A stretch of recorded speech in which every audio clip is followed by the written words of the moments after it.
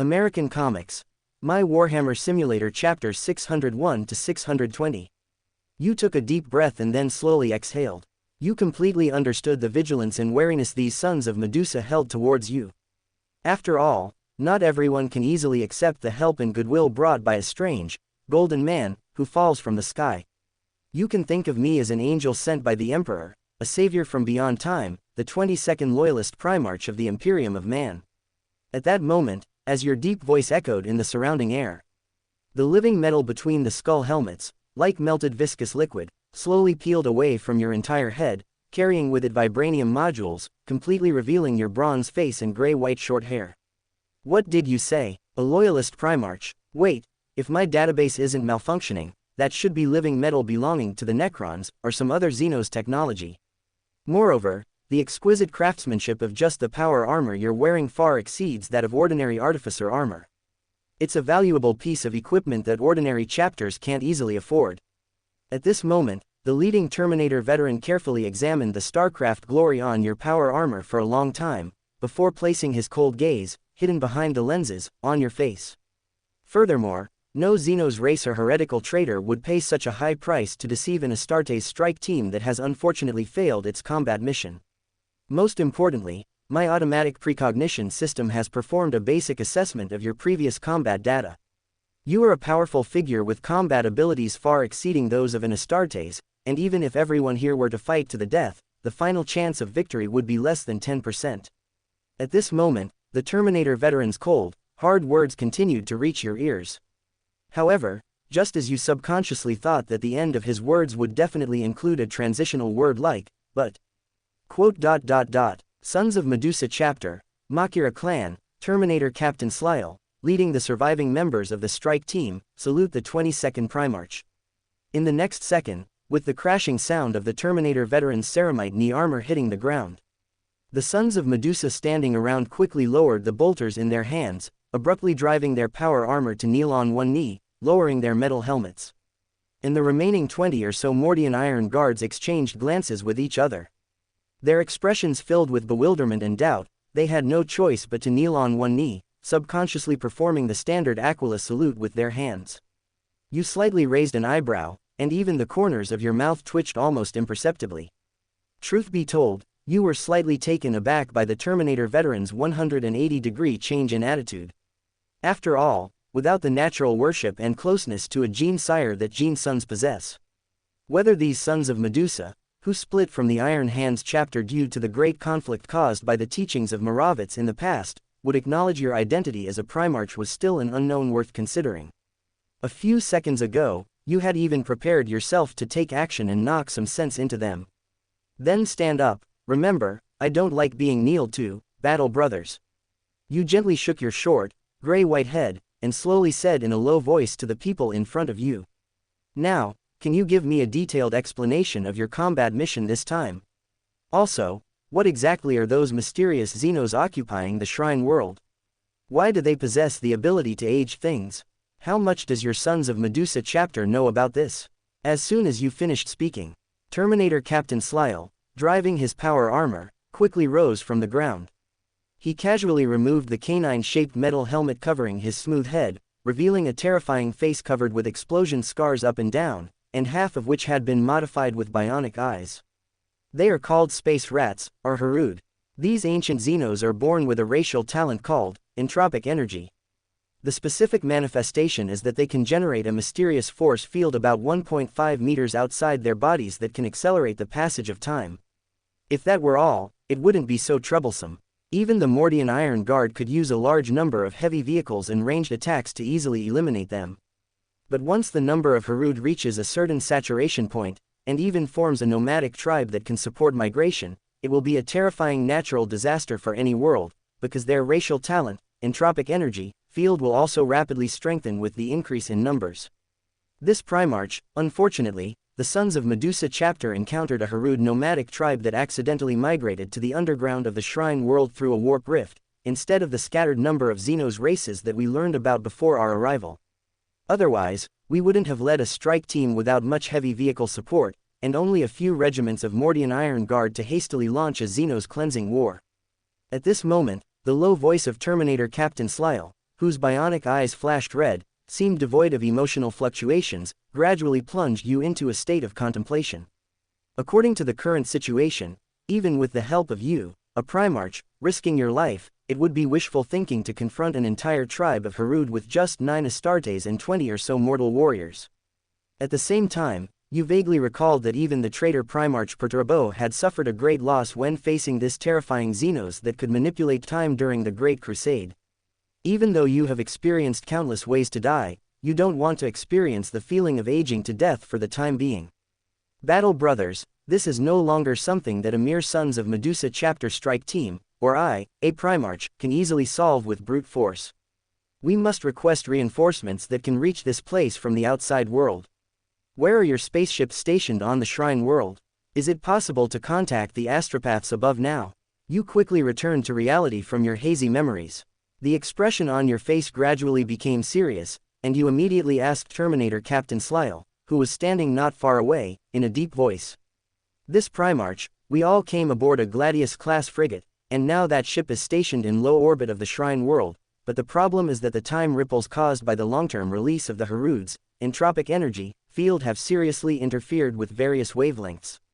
Even the short-range communication device inside the armor will probably have difficulty successfully transmitting important information back to the ship. We can only complete a physical information transmission by seizing a flying vehicle.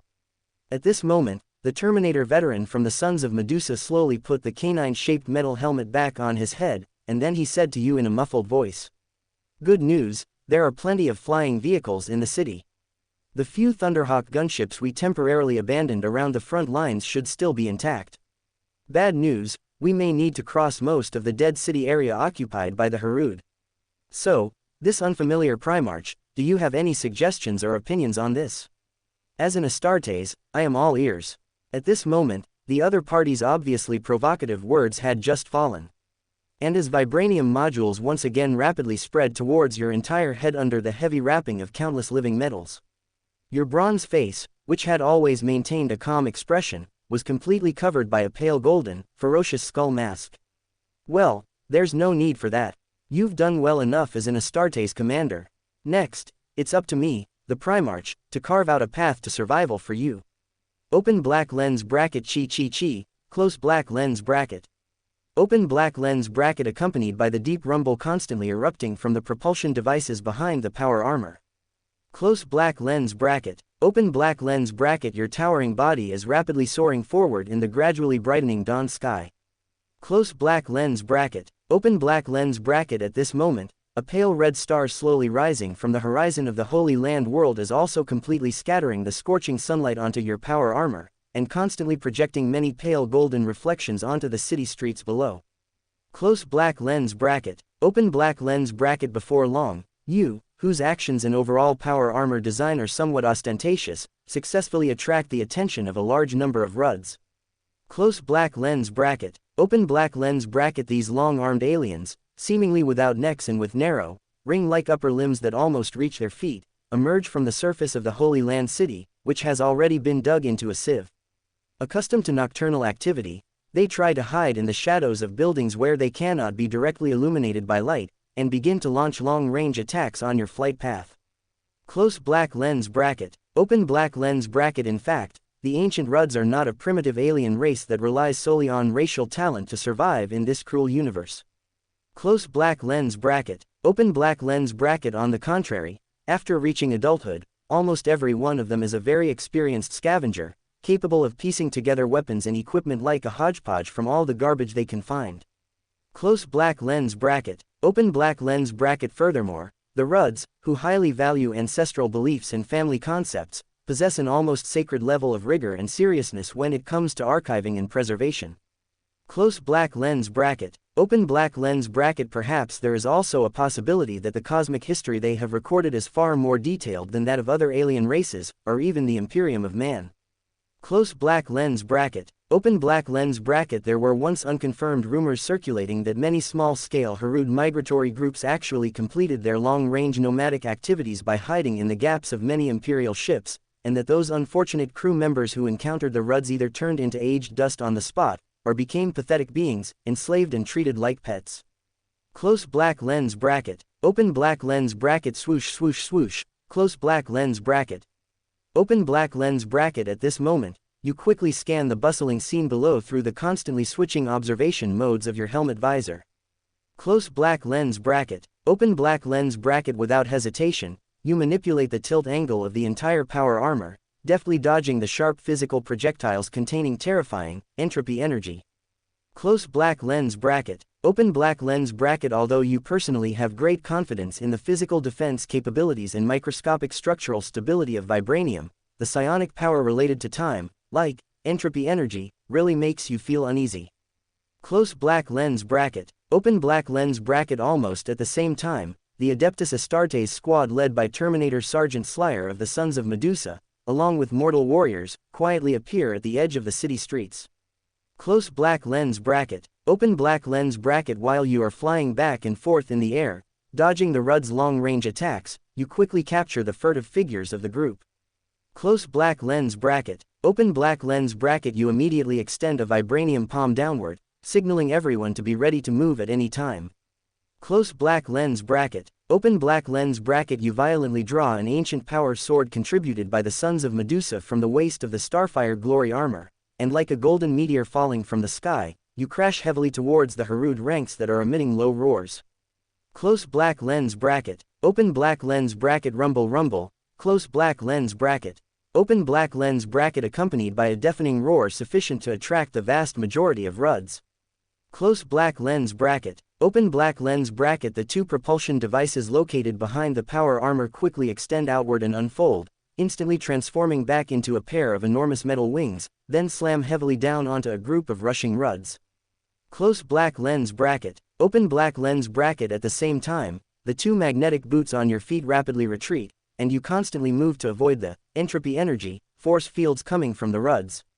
Close black lens bracket, open black lens bracket. Thump thump thump, close black lens bracket, open black lens bracket. You, like a pale golden butterfly flitting among flowers, use that pair of flexible metal wings with their enormous attack range to eliminate the constantly encircling Rudds. Close black lens bracket, open black lens bracket. Before long, as your body performs evasive maneuvers, you abruptly tilt your skull helmet. Close black lens bracket, open black lens bracket. Through the visor, you happen to see the Adeptus Astartes group in the distance, quietly crossing the ruins of buildings and bypassing the Rud's rear. Close black lens bracket, open black lens bracket. However, just when you thought this stable situation could be temporarily maintained for a short period of time. Close black lens bracket, open black lens bracket. Zzzz, close black lens bracket, open black lens bracket. Along with a large number of Rudds who cannot launch effective attacks against you, a series of harsh sounds, like carapace rubbing back and forth, gradually emanate from their towering bodies. Close black lens bracket, open black lens bracket. In addition to the entropy energy force fields, which are constantly increasing in number along with the appearance of the Rudds, a vision mist force field that can distort and blur the visor's vision gradually emerges on the surface of many Rudds' ring-like bodies. Close black lens bracket, open black lens bracket. Immediately afterwards, before you can strenuously drive the power armor to retreat a few steps. Close black lens bracket, open black lens bracket. A Harud chieftain, significantly stronger and taller, slowly crawls out of a nearby dark cave. Close black lens bracket, open black lens bracket. And at the front end of that pair of ring-like long arms, as flexible as a human spine, two entropy energy melee weapons, like gray-white light swords, are clearly visible within the range of your visor. Close black lens bracket, open black lens bracket. Sergeant Slyer, speed up your advance. Run. Close black lens bracket, open black lens bracket. You take a deep breath, and then, without turning your head, shout loudly towards the Adeptus Astartes group who are still quietly advancing. Close black lens bracket, open black lens bracket. Hearing the shout, the Adeptus Astartes and mortal warriors quickly reveal their conspicuous figures, sprinting and running across the ruined streets illuminated by sunlight. Close black lens bracket, open black lens bracket. At this moment, your gaze is firmly locked on the Harud chieftain who has begun to sprint forward, and you subconsciously grip the ancient power sword in your palm, which has not yet been used once. Close black lens bracket, open black lens bracket. Chi chi chi, close black lens bracket, open black lens bracket. In an instant, a pair of enormous metal wings rapidly extending forward successively slice through the dusty, turbid air. Close black lens bracket. Open black lens bracket. Rows of vibranium feathers, with extremely sharp edges like saw teeth, fiercely meet the entropy energy, light swords, which are being swung back and forth between the Harud chieftain's long arms. Close black lens bracket. Open black lens bracket. However, the seemingly intangible entropy energy melee weapons easily pass through the terrifying cuts of the vibranium feathers, and as the Harud chieftain's distance constantly decreases, they heavily slam down towards the front of your breastplate.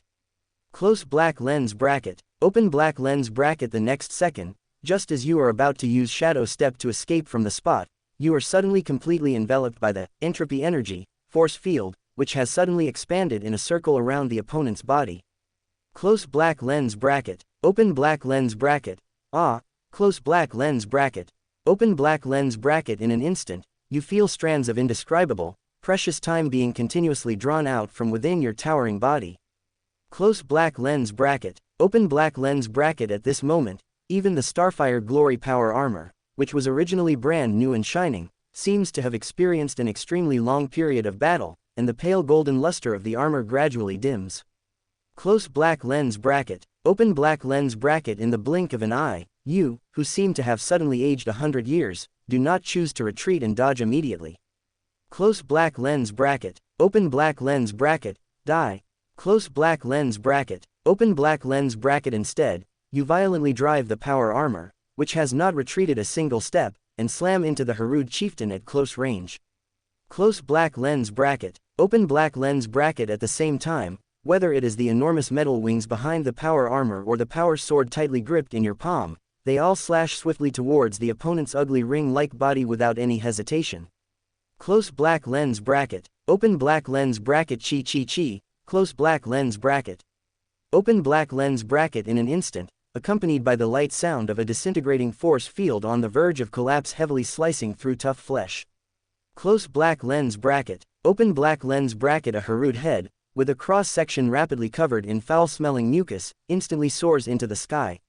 Close black lens bracket. Open black lens bracket. And that pair of entropy energy light swords about to fall on the breastplate is forcibly cut off at the front end of the limbs by the power sword that you quickly raise upwards, and then slams heavily towards the ground.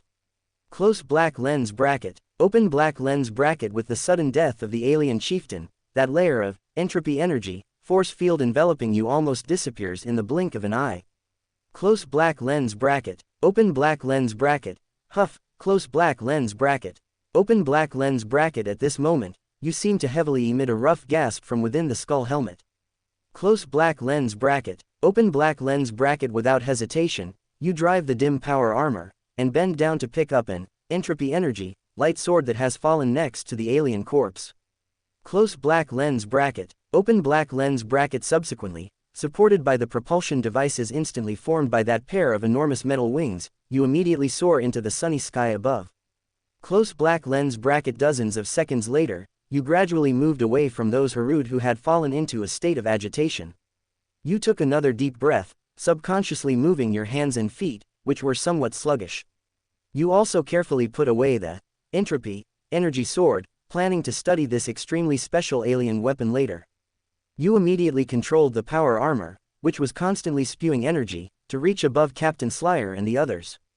Just as strands of slowly rising, scorching sunlight shone down from mid-air, you could clearly see through the helmet's visor that several green-painted Thunderhawk gunships were parked on a church square filled with the wreckage of numerous vehicles. Around these Thunderhawk gunships, there even stood scattered Astartes, still stubbornly maintaining their offensive stances, but looking inside from the dark gaps revealed throughout their power armor, it was likely that only dilapidated power armor, aged and decayed by time, remained within. Clearly, the Sons of Medusa's first close encounter with the Harud was not so harmonious. You immediately issued hand signals to Captain Slayer and the others below, urging them to advance rapidly. Perhaps to save time and evacuate as quickly as possible, or perhaps your Primarch status played a significant role. These Sons of Medusa, who always believed in eliminating the weak, actually tucked the mortal warriors under their armpits and then activated their power armor, charging towards the location of the Thunderhawk gunships. At this moment, you once again rotated your skull helmet, carefully scanning the dilapidated city within a few kilometers. You seem to have accidentally discovered some of the Harud's weaknesses. That is, even though they could resist sunlight to a certain extent and engage in limited activity, perhaps due to the instinctive habits of nocturnal aliens or other unknown reasons. Unless a life-threatening attack was directly launched against the Harud, they would rather hide in the caves beneath the ground, staring out with a pair of completely black, enormous eyes, constantly spying on any external movements. You briefly pondered this and temporarily noted the alien's instinctive habits. You then controlled the power armor, swooping down towards the church square where the Thunderhawk gunships were located. Soon after, Captain Slyer and the others finally arrived at the location where the Thunderhawk gunships were parked. And after a careful inspection by a Forge brother who was somewhat knowledgeable about flying vehicles, only one of the several Thunderhawk gunships, which appeared almost unchanged on the outside, could still start its engine. The remaining flying vehicles had all suffered some malfunctions, large and small, that could not be repaired on the spot due to the accidental impact of the Harud's entropy field.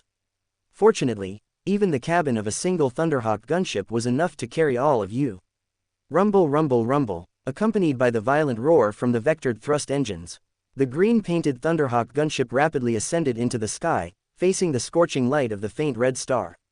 At this moment, you, sitting inside the cabin, slowly removed your skull helmet, and the mood of everyone present, whether Astartes or mortal warriors, was clearly much more relaxed.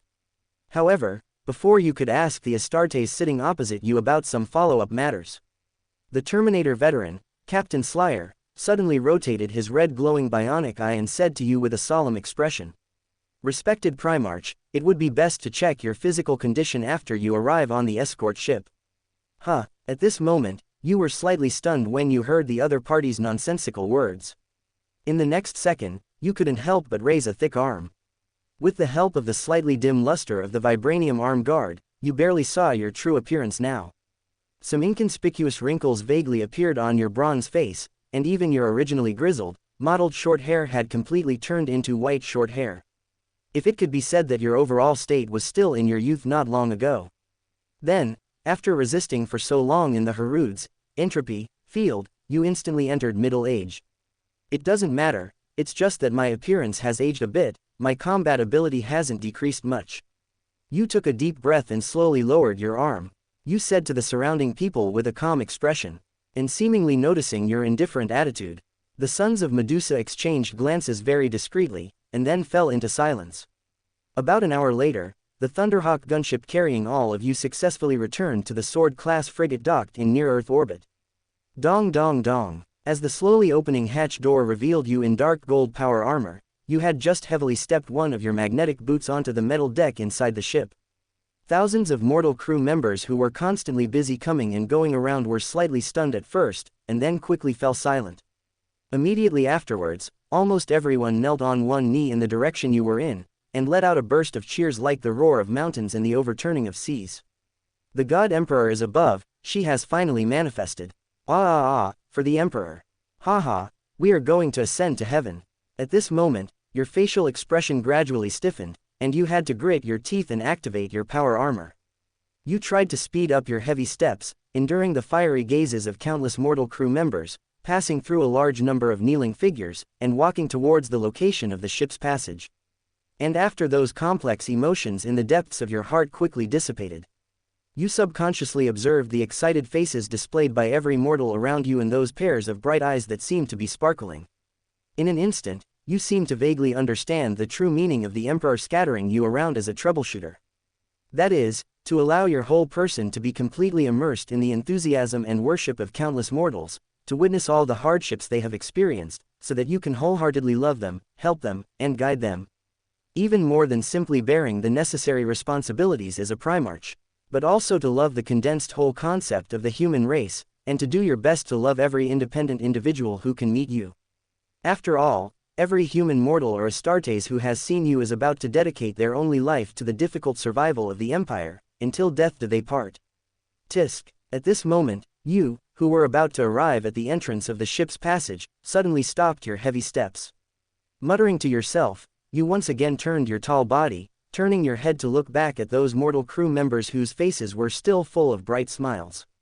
As expected of an old man who is tens of thousands of years old, his spiritual vision is indeed incomparably sublime. Unfortunately, I don't think I will become the kind of person the human empire expects in the future. After all, this difficult road is full of countless traps and deadly thorns, and the last human master who chose to try is now struggling on the golden throne. Open black lens bracket first month. Close black lens bracket. Open black lens bracket. Even though you have truthfully announced to all the mortal crew members inside the sword-class frigate that you are merely a gene seed primarch who has never officially appeared in the Empire. Close black lens bracket.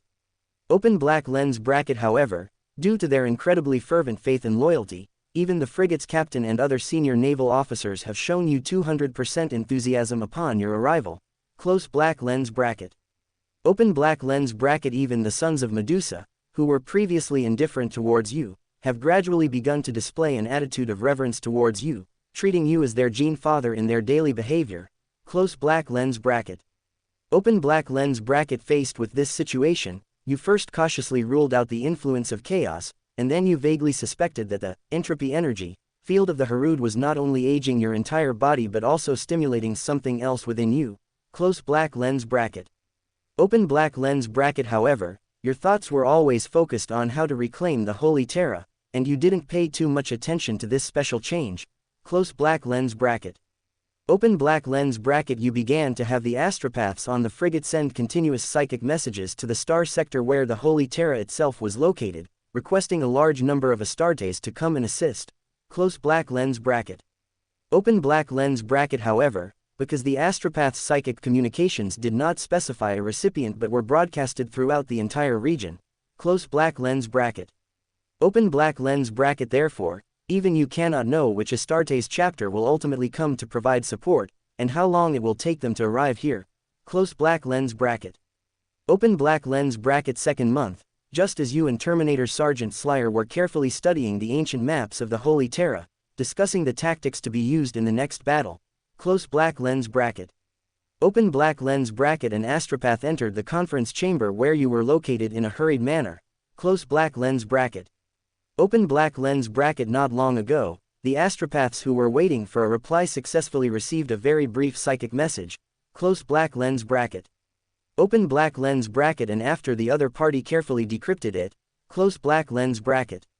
Open black lens bracket. You also immediately learned that, barring unforeseen circumstances, the Death Watch from the local star sector's fortress monastery would provide strong support for your war to eliminate the Harud.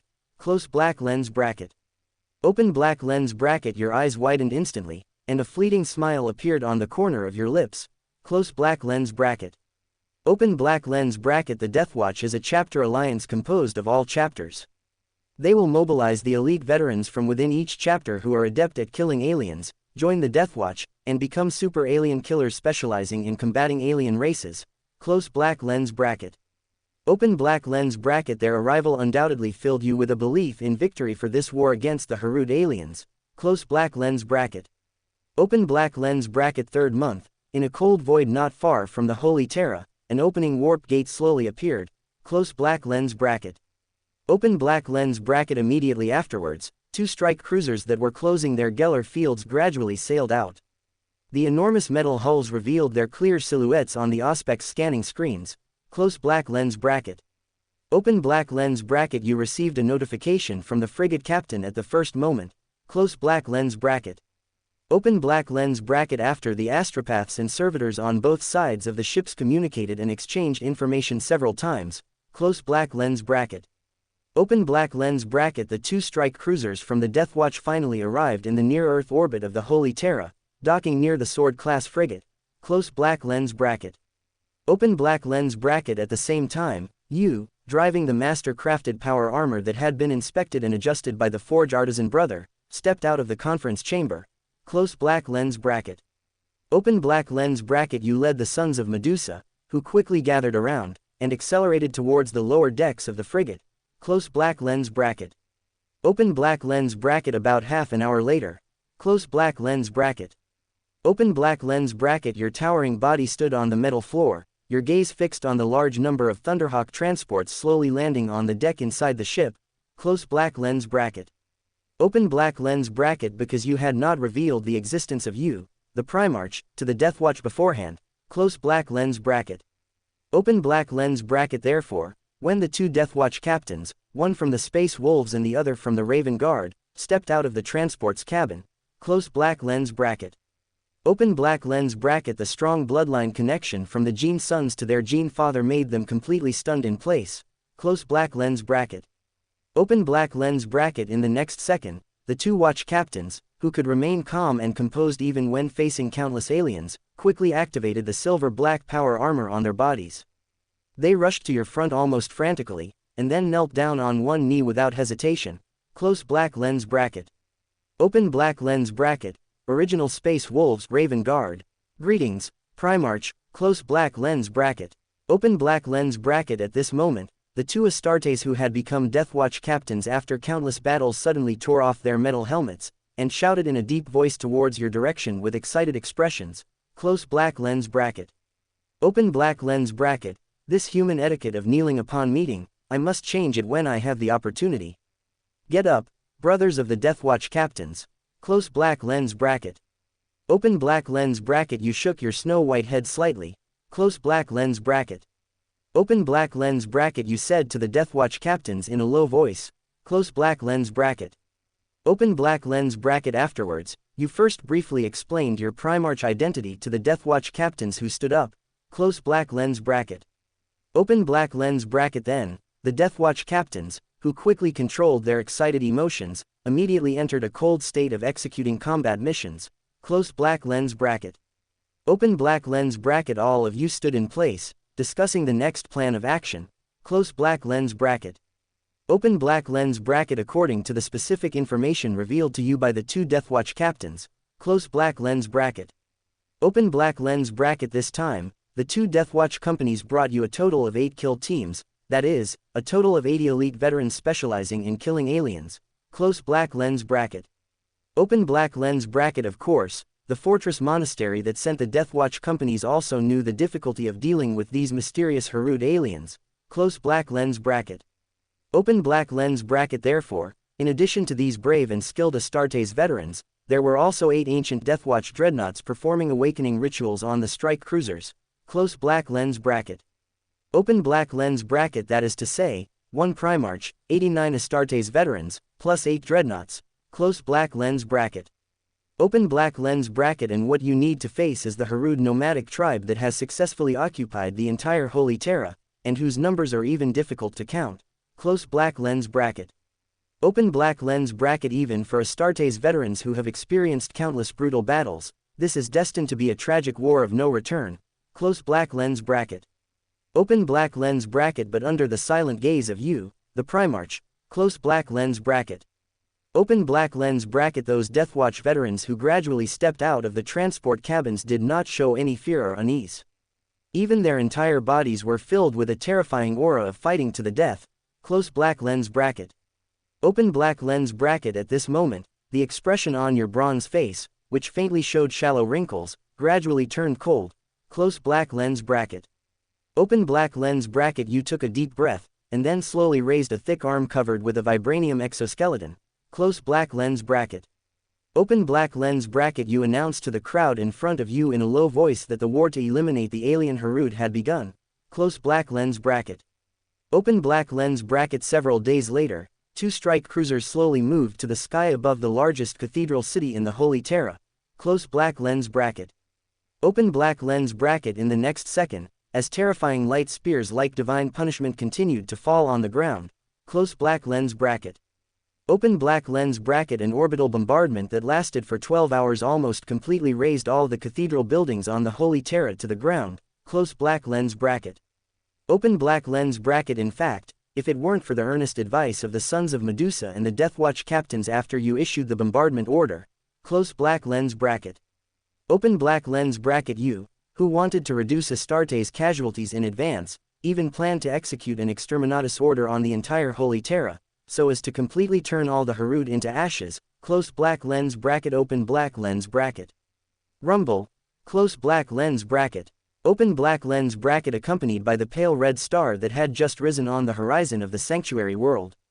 Open black lens bracket. Astartes drop pods, each carrying heavy fire, descended like metallic meteorites from the sky, deploying upon the desolate land where smoke and flames had yet to dissipate. Close black lens bracket. open black lens bracket thump thump thump. Close black lens bracket, open black lens bracket. The first to land were the dreadnought drop pods, each carrying 8 ancient warriors. Close black lens bracket, open black lens bracket. After the retro rocket successfully kicked up countless gravel and dust, with the booming opening of the drop pod doors, one after another, 5.5 meter tall cast iron dreadnought mechs slowly moved their massive metallic bodies, stepping out of the interior of the drop pods. Close black lens bracket, open black lens bracket. Almost at the same time, Astartes drop pods carrying 89 Deathwatch and Sons of Medusa also landed heavily, successfully kicking up countless dust and gravel. Close black lens bracket, open black lens bracket. Just then, the hatch of one of the drop pods crashed open. Close black lens bracket, open black lens bracket. You, in your entirety, driving the master-crafted power armor, Starfire Glory, stepped once more onto the scorched surface of the sanctuary world with magnetized boots. Close black lens bracket, open black lens bracket. And in your vibranium palm, the Staff of Pariah, a weapon from the Necrons, emanated a faint green glow, exposed to the polluted air. Close black lens bracket, open black lens bracket. The Deathwatch never prohibits the use of alien weapons. Close black lens bracket, open black lens bracket. In fact, to combat the many alien races in the void of space, their battle philosophy has always adhered to the principle of using the enemy's strengths against them, a pragmatic approach. Close black lens bracket, open black lens bracket. However, to avoid scrutiny and judgment from the Imperium, the Deathwatch has always been tight-lipped about this, never revealing the slightest information to the outside world. Close black lens bracket, open black lens bracket. So, when you, a Primarch, subconsciously asked the two Deathwatch Company commanders if they had brought any Necron melee weapons, the subtle expressions on their faces were quite interesting. Close black lens bracket, open black lens bracket. However, the expected blood scyther phase blade did not appear. Instead, the Staff of Pariah, an ancient weapon treasured by the Deathwatch of this star sector for at least 1,000 years, became your exclusive weapon. Close black lens bracket, open black lens bracket. At this moment, you lowered your head slightly, checking the equipment hanging on the power armor's waist through your visor. Close black lens bracket, open black lens bracket. In addition to a storm bolter, there was also an entropic power sword and stasis grenades, of which the Deathwatch had few. Close black lens bracket, open black lens bracket. In fact, this effective method of resisting the Haruds, entropic fields with stasis grenades came from a Blackshield dreadnought. Close black lens bracket, open black lens bracket. Even within the Deathwatch, Blackshield Astartes who completely conceal their chapter origins and become nameless are very rare, let alone ancient warriors who are fortunate enough to be entombed in dreadnoughts. Close black lens bracket, open black lens bracket. And you could tell from the other party's almost mechanical speech and behavior patterns.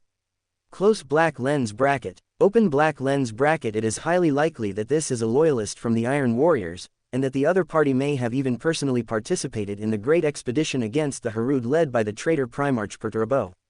Close black lens bracket, open black lens bracket. Thump thump thump, close black lens bracket, open black lens bracket. As killed teams rapidly assembled, all the Deathwatch and the remaining Sons of Medusa gathered behind you. Open black lens bracket. Without any hesitation, you gripped the Staff of Pariah. Close black lens bracket, open black lens bracket. You immediately led the Astartes towards the center of the sanctuary city, ravaged by orbital bombardment. Close black lens bracket, open black lens bracket. Even though the 12-hour orbital bombardment did not cause much damage to the entire Harud race. Close black lens bracket, open black lens bracket. The complex cave entrances they had dug out were clearly exposed under the scorching light of the pale red star. Close black lens bracket, open black lens bracket. Rumble, close black lens bracket, open black lens bracket. At this moment, you, as a Primarch, became the sharp spearhead of the entire attacking force, followed by 8 massive dreadnoughts ready to unleash their firepower in the Astartes. Close black lens bracket, open black lens bracket. You quickly chose a wide underground cave entrance large enough to accommodate the dreadnoughts entering side by side, as the target for the attack. Close black lens bracket, open black lens bracket. As soon as your magnetized boots stepped inside, entropic, solid projectiles from the depths of the dark cave streaked through the polluted air, constantly assaulting the front of your power armor. Close black lens bracket, open black lens bracket. Swish swish swish, close black lens bracket, open black lens bracket. Without any hesitation, you raised the Staff of Pariah in your palm, and a series of deadly green beams, almost illuminating the entire cave passage, flew out one after another. Close black lens bracket, open black lens bracket. This advanced Necron weapon, which is usually only qualified to be used by the Triarch Praetorians, also possesses long-range offensive capabilities. Close black lens bracket, open black lens bracket. In an instant, Harud, who were slowly advancing in the depths of the passage, suddenly exploded into pools of burning ash clouds. Close black lens bracket, open black lens bracket. And as the rumbling sounds of several dreadnoughts stepping forward echoed, and the twin-linked lascannons or flamers that erupted from their sides, a large number of Harud quickly became vaporized and dilapidated corpses before they could even release their entropic fields. Close black lens bracket, open black lens bracket. At this moment, holding the staff of Pariah and constantly firing, you advanced a certain distance, and the dreadnoughts behind you quickly pushed forward a certain distance.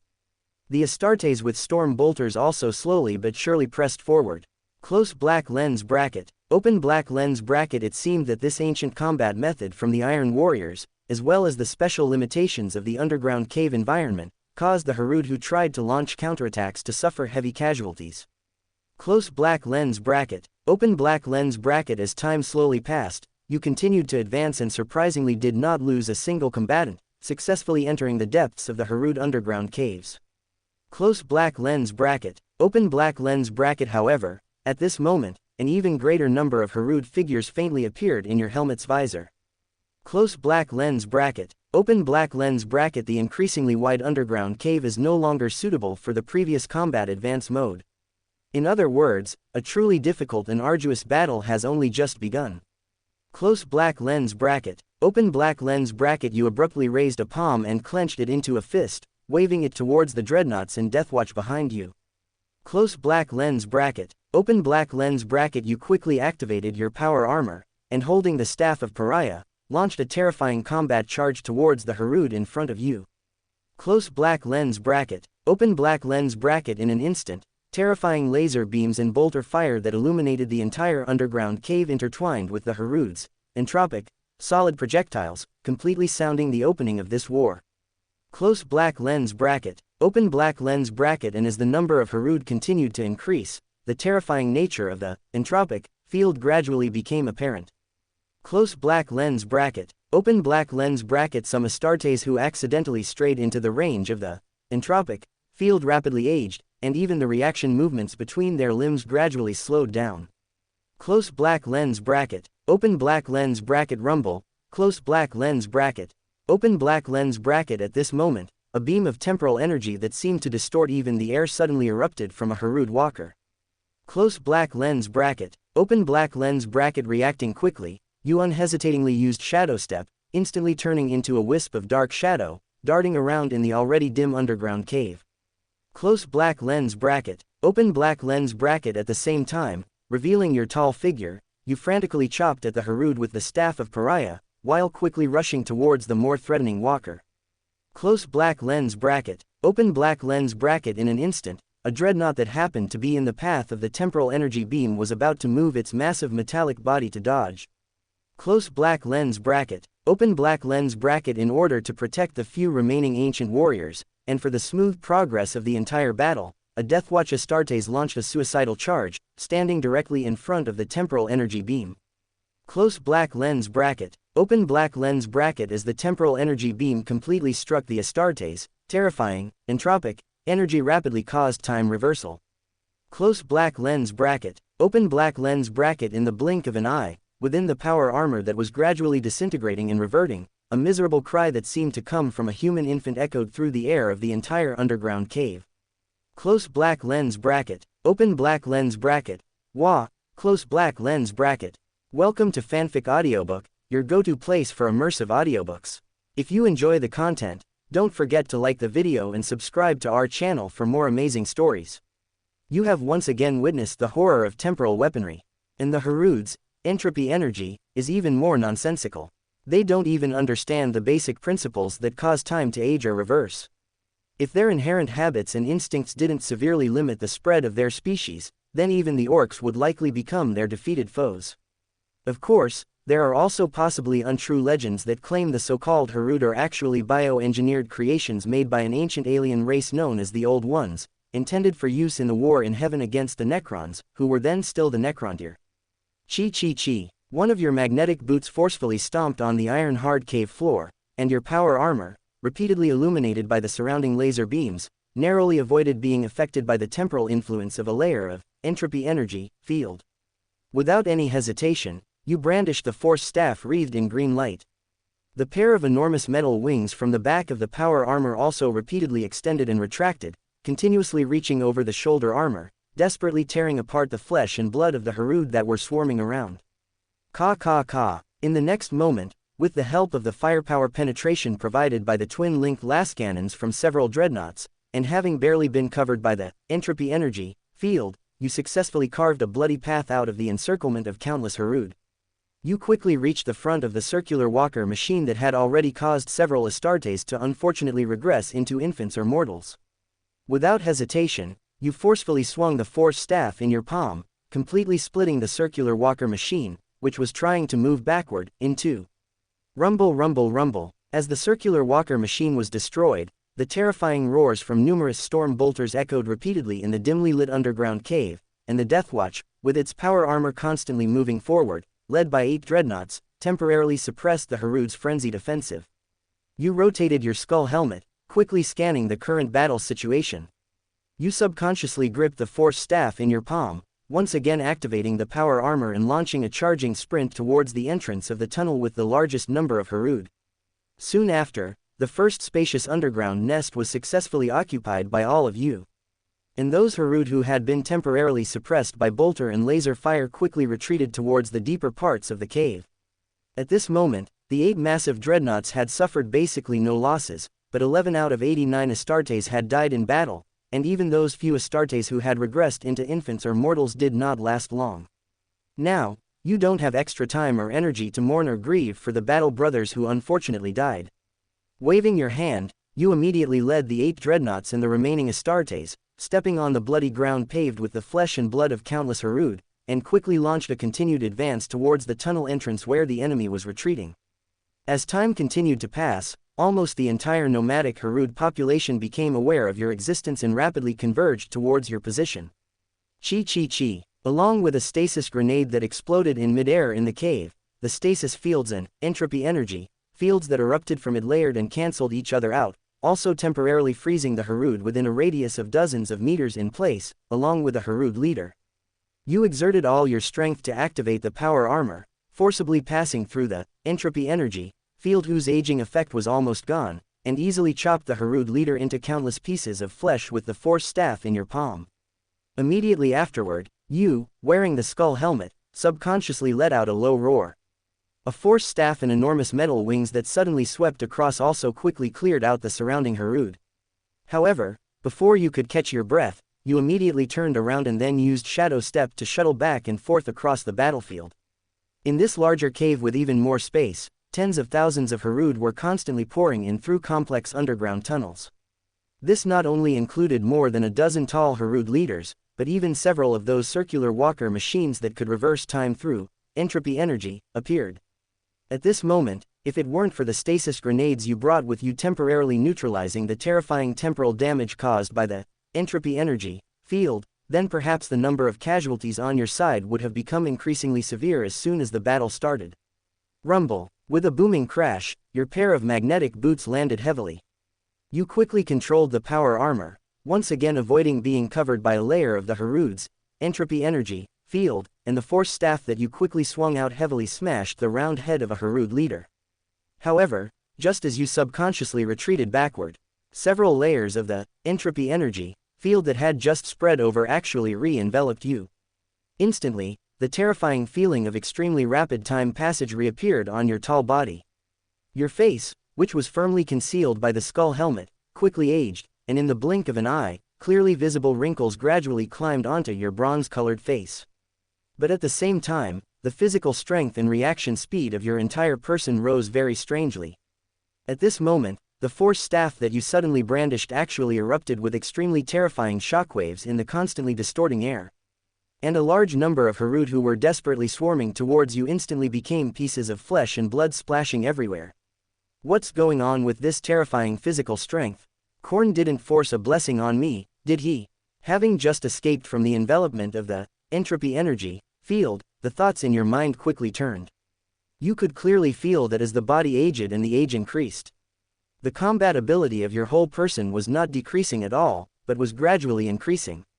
Could it be that the Harud's entropy energy has produced an unknown mutation in my body? Could it be that the massive amount of lost time has accidentally completed my unfinished enhancement surgery? Not having time to think too much, you quickly moved your tall body, which was far more powerful than before. The force staff that danced back and forth in your palm and that pair of enormous metal wings had become an extremely terrifying meat grinder for the surrounding Harud. At this moment, the stalemate on the entire battlefield was visibly tilting because of your frenzied offensive. If before, you were amplifying your own strength by wearing power armor and using electronic muscle bundles and servo devices, then now, it was more like you were casually driving the power armor with terrifying physical strength. Rumble, rumble, rumble. In the next second, one of your magnetic boots heavily crushed the hard ground within a radius of 10 meters, and your entire person, like a golden lightning bolt, launched a frenzied charge towards the Harud leaders on the chaotic battlefield. For the Emperor, your furious roars nearly echoed throughout the entire underground battlefield. They also swiftly ignited the fighting spirit of all the Astartes present, who chose a desperate, all-out offensive. At this moment, even the 8 massive dreadnoughts, like metal walls, slowly advanced towards the alien enemy. The Death Watch from different chapters all unleashed their respective chapters' battle cries. For Lionel Johnson, a massive dreadnought, silent from beginning to end, began to move its heavy steps, enduring the layers of entropic force fields gradually recovering from the stasis bomb's effects, unleashing a near-bestial roar, a battle cry of the Dark Angels. The next second, it violently opened its enormous power claw, using the remaining promethium from its flamethrower to clear a path, charging directly towards a Harud leader hiding behind a large number of Harud. For Russ and the Allfather. At the same time, on the flank of the battlefield, Deathwatch Captain, having just narrowly avoided an extremely terrifying temporal beam, had no time to feel any emotion, instinctively ripping off his metal helmet with its shattered lenses, both ceramite hands forcefully raising a roaring two-handed chain axe upwards. Purge the weak. Meanwhile, Captain Slale of the Medusan Sons vigorously propelled his Terminator armor, its surface covered in mottled bullet marks, the Storm Bolter and Power Sword in his hands never ceasing their roar and swing. Even as a large number of Harud, entropic, projectiles converged on his location, constantly corroding and aging the heavy armor on his towering frame, this Terminator veteran showed no sign of retreat or evasion. He, like the Medusan Sons or the Iron Hands, was like a tireless and fearless mechanical construct, a testament to the weakness of flesh. Courage and honor. We fight for Macragge. At the same time, the battle cries belonging to the Ultramarines echoed across the battlefield. As the most numerous Astartes in the Deathwatch, after involuntarily letting out their battle cries, they drew their melee weapons and unhesitatingly propelled their power armor, engaging in a desperate, berserk slaughter against the Harud swarming forward on the battle line. And whenever an Ultramarine fell heavily to the ground due to the temporal aging of the entropic force field, losing all signs of life. Immediately afterwards, more Ultramarines quickly moved their feet, filling the gap exposed by their fallen brother, continuing their attack on the aliens ahead. As the saying goes, one Ultramarine falls, and thousands upon thousands of Ultramarines rise. This is the battle creed of Rabute Gilliman's Gene Sons, the Endless Blue Sons and Grandsons. Victory or death. Just then, a dark shadow constantly darted back and forth among the countless Harud. The Deathwatch Captain, constantly using the shadow step stealth technique, which only the Raven Guard could fully master, forcefully passed through layers of the entropic force field that inflicted great damage. When he successfully reached the area with the highest concentration of Harud, he subconsciously let out a low, aged battle cry. This son of the Raven Lord unhesitatingly activated the melt-a-bomb on his waist, then swiftly pounced towards the location of countless Harud and the circular walker machines. Rumble. In an instant, accompanied by terrifying firelight and shockwaves that echoed throughout the cave above. All the Harud within several hundred meters, as well as several circular walker machines that posed the greatest threat on the battlefield, were completely engulfed by the surging, scorching heat, leaving no trace behind. At this moment, you, having just used your massive metal wings to tear apart a Harud leader, once again unleashed a terrifying charge across the chaotic battlefield, like a true Primarch. The powerful shockwaves, generated merely by your running movements, continued to inflict heavy casualties on the surrounding Harud. And the pair of massive metal wings behind your power armor, desperately extending according to your murderous thoughts, also relentlessly harvested the fragile lives of the Harud like two scythes of death.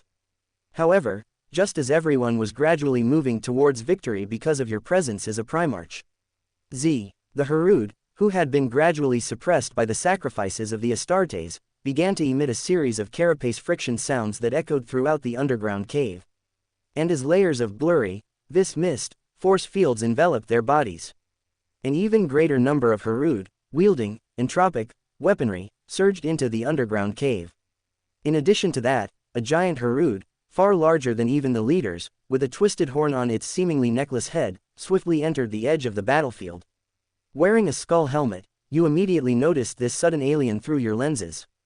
However, before you could quickly change direction and launch a combat charge towards it, a massive dreadnought closest to it, which was being restrained by a large number of Harud, was completely enveloped by the rapidly expanding, entropic, force field.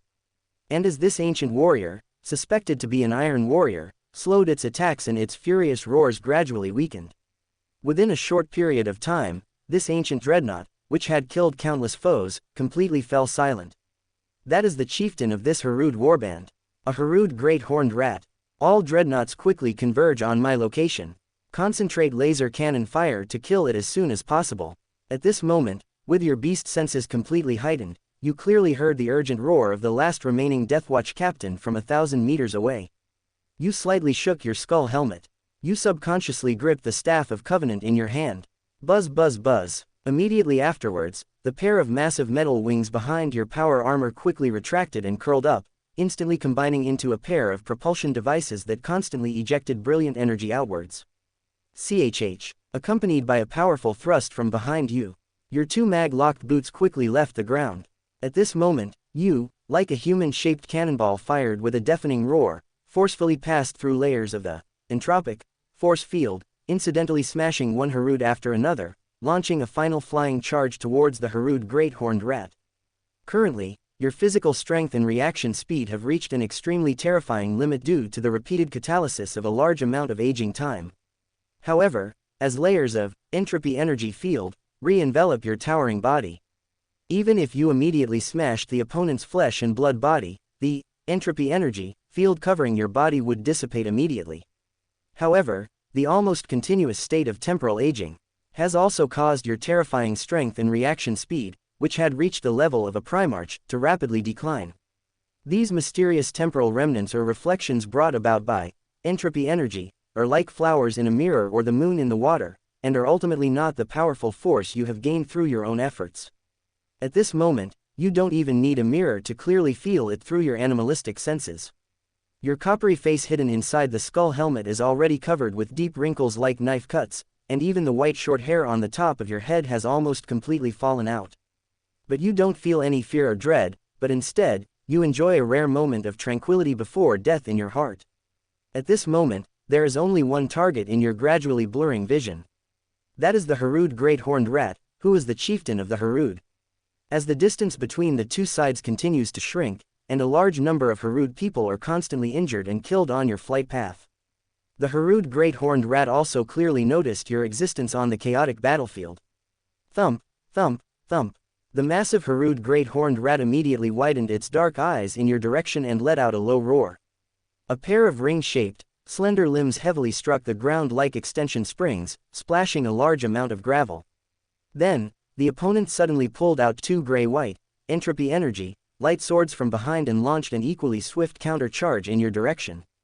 At this moment, you, who are flying at low altitude above the ground, seem to have forcefully squeezed into a layer of entropy energy field with an extremely wide coverage area. You immediately feel strands of extracted time rapidly moving away from your towering body.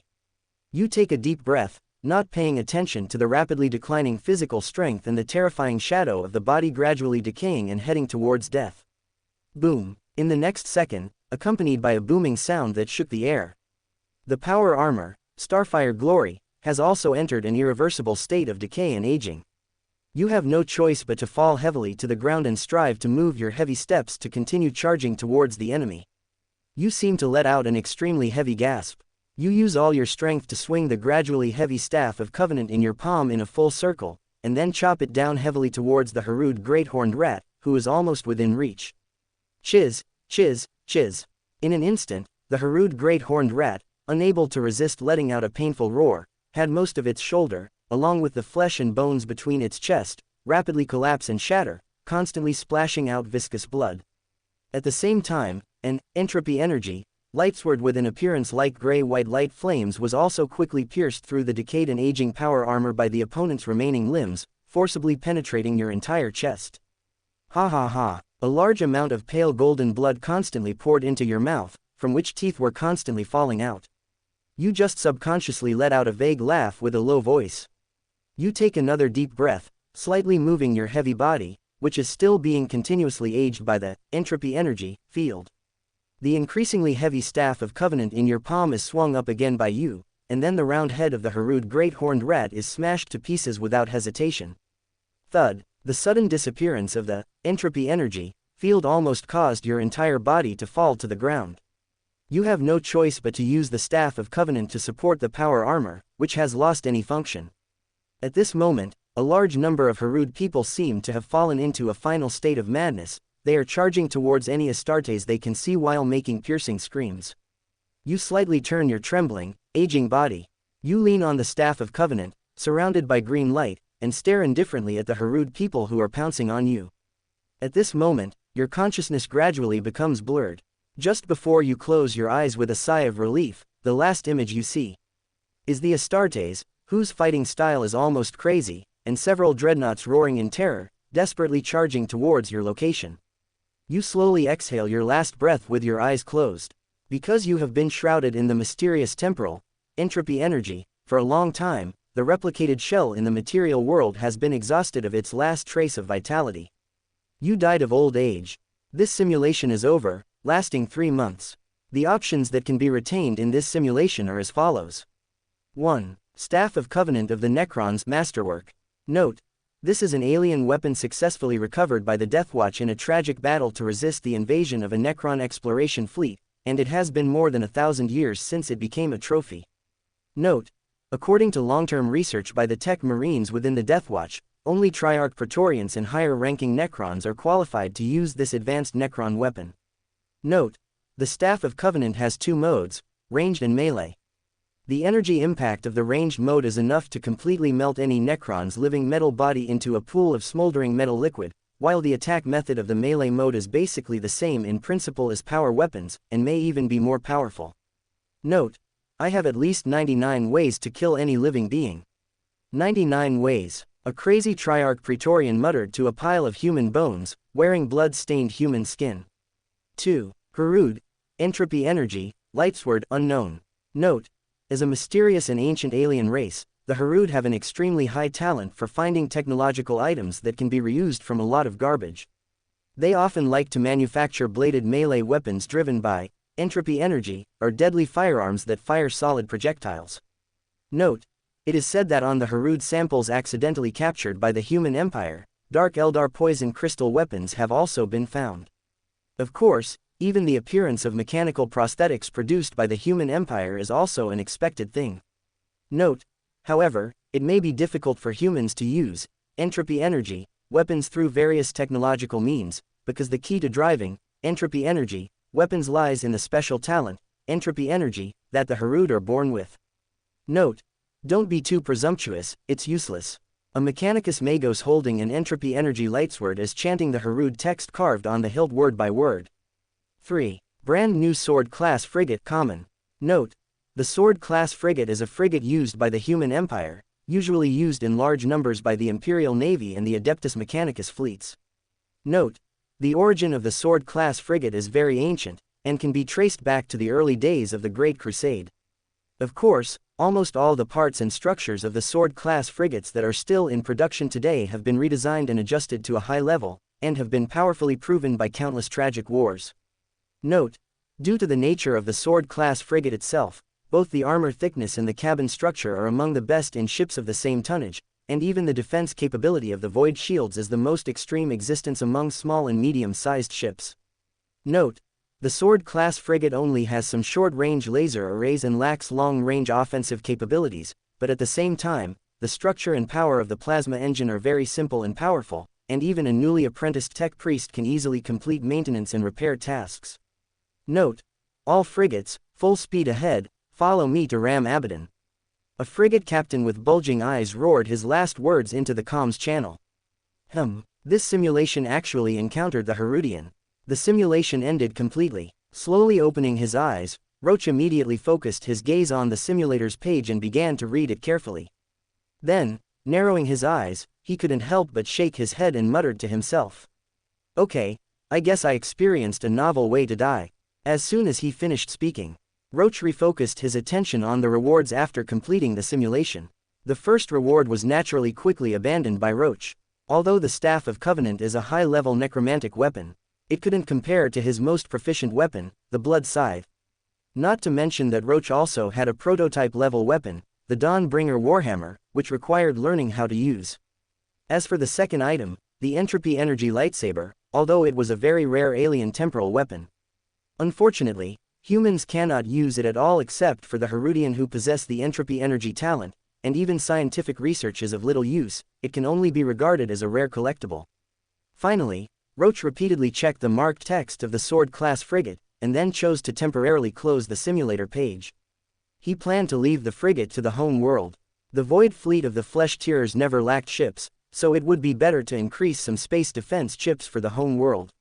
Knock knock knock. Just at this moment, Roach, who had been pondering slightly, seemed to remember something. He slowly propelled the Starfire Glory to rise from the metal throne. The Mind Stone, which he was casually playing with in his palm, was also put back into the storage space behind his waist.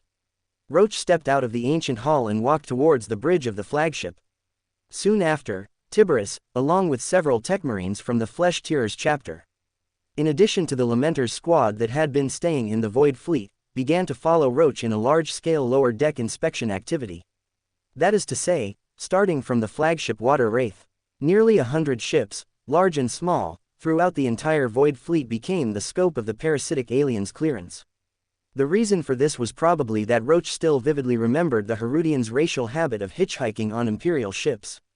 After spending about a void month, although Roach didn't find any traces of the Herodians' existence, however, many ship aliens such as the Xenophia drill worms were eliminated.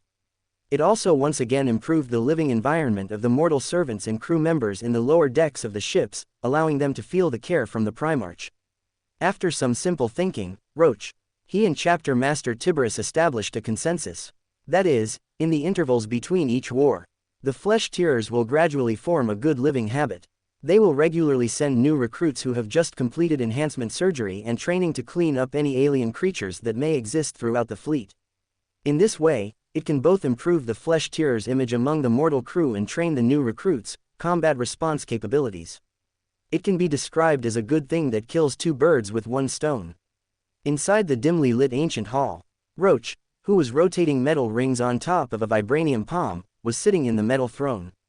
He carefully checked the prayer support that had just been refreshed on the Golden Throne page of the simulator, trying to pick out a suitable task from it. Knock knock knock. Just at this moment, a series of heavy footsteps from outside the hall gradually attracted Roach's attention. Before long, the pale face of Librarian Karhulanki of the Flesh-Tearers appeared in Roach's field of vision. Karhulanki, why do you have time to come to me? Aren't you teaching your new apprentices? Facing the visitor, Roach inconspicuously closed the simulator page in front of him. He slightly raised his head, gazing at the librarian who was walking forward and asked faintly. Primarch, I have something to report to you. About a void hour ago, the astropaths on the flagship unexpectedly received a distress signal from the depths of the Ghoul stars. Due to various interference factors, the content of this psychic message is vague and unclear, but we can determine that it is a request for help from an Astartes expeditionary force, so I need to ask you for your advice and orders on this. Oh, distress signal, shouldn't this kind of thing be reported to Tiberius? You know, I never interfere with your Flesh-Tearers' autonomous actions, just tell me who needs to be killed. At this moment, Roach, sitting on the Golden Throne, slightly moved his power armor. He looked at the librarian with a hint of doubt in his eyes and said in a deep voice. Heh, Primarch, Chapter Master Tiberius just left the Void Fleet aboard a frigate. He is conducting Grey Tide transactions with the Adeptus Mechanicus as usual. Even if we receive a large amount of material support from you, this good habit must be retained. Librarian Karhulenki slightly widened his pair of emotionless, pitch-black eyes. His sharp teeth, which were staggered like a shark's, seemed to be gleaming with a cold light, and he slowly said in Roach's direction. Therefore, you, as the Primarch, are currently the supreme leader of the entire Void Fleet, which is why I must come to report to you. Tisk, so that's how it is. At this moment, Librarian Karhulenki's words caused Roach to temporarily fall into a state of silence. He pondered slightly. The whole person immediately propelled the power armor to quickly rise from the metal throne. Since we have received a distress signal from our own people, let's go see what's going on. Karhulenki, go and get a company of flesh tearers ready for battle, and also notify the lamenters who are distributed throughout the fleet to return to the flagship for assembly. As you command, Primarch. Hearing Roach's order, Librarian Karhulenki slightly bowed with his hand on his chest armor. Then, the other party propelled the power armor and turned to leave the ancient hall. Roach also quickly retracted the metal rings floating around him and propelled the power armor to walk outside. Soon after, on the metal deck of the lower level of the flagship, a company of flesh tearers Astartes and the Lamenter's squad in Terminator armor completed the assembly mission. After Roach, carrying the Blood Scythe and the Dawnbringer, quickly appeared with Librarian Karhulenki. Everyone began to enter a Thunderhawk transport in turn. Started a transfer operation to another Tyrant-class cruiser, the White Maw. This was just a simple mission to investigate the distress signal. It was not enough to let the entire Void Fleet move out together. Otherwise, when Chapter Master Tiberius completes the Grey Tithe transaction and returns to find that his fleet is gone, it would become a big joke. Ghoul's star system, Salvakar star cluster. In the cold and boundless void of the universe, ancient stars emitted dim light filled with deadly radiation.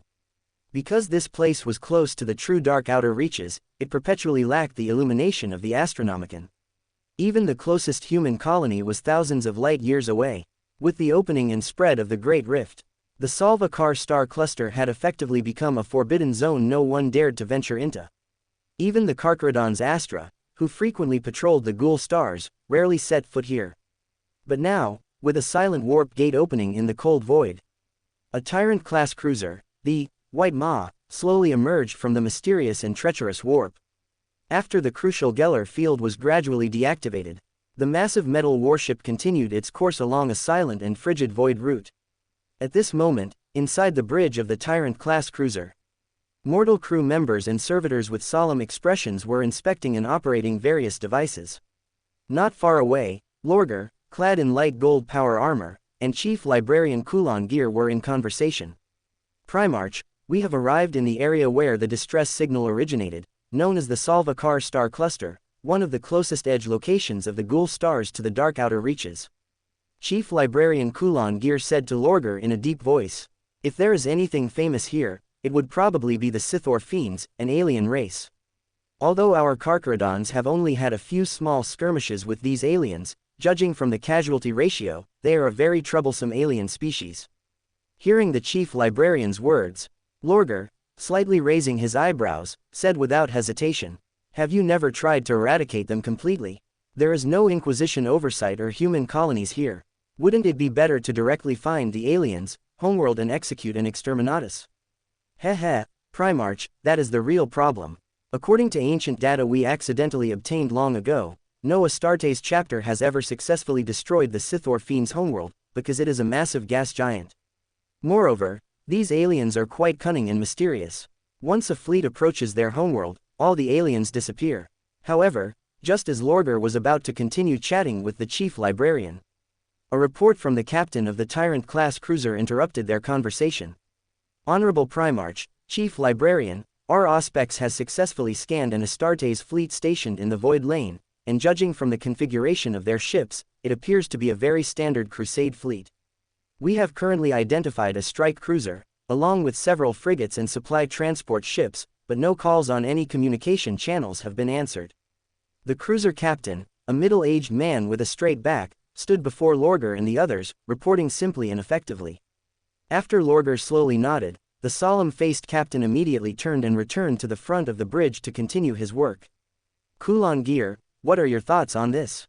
Or rather, how should we proceed with the rescue? Lorgar, without any expression on his face, slightly shifted his gaze.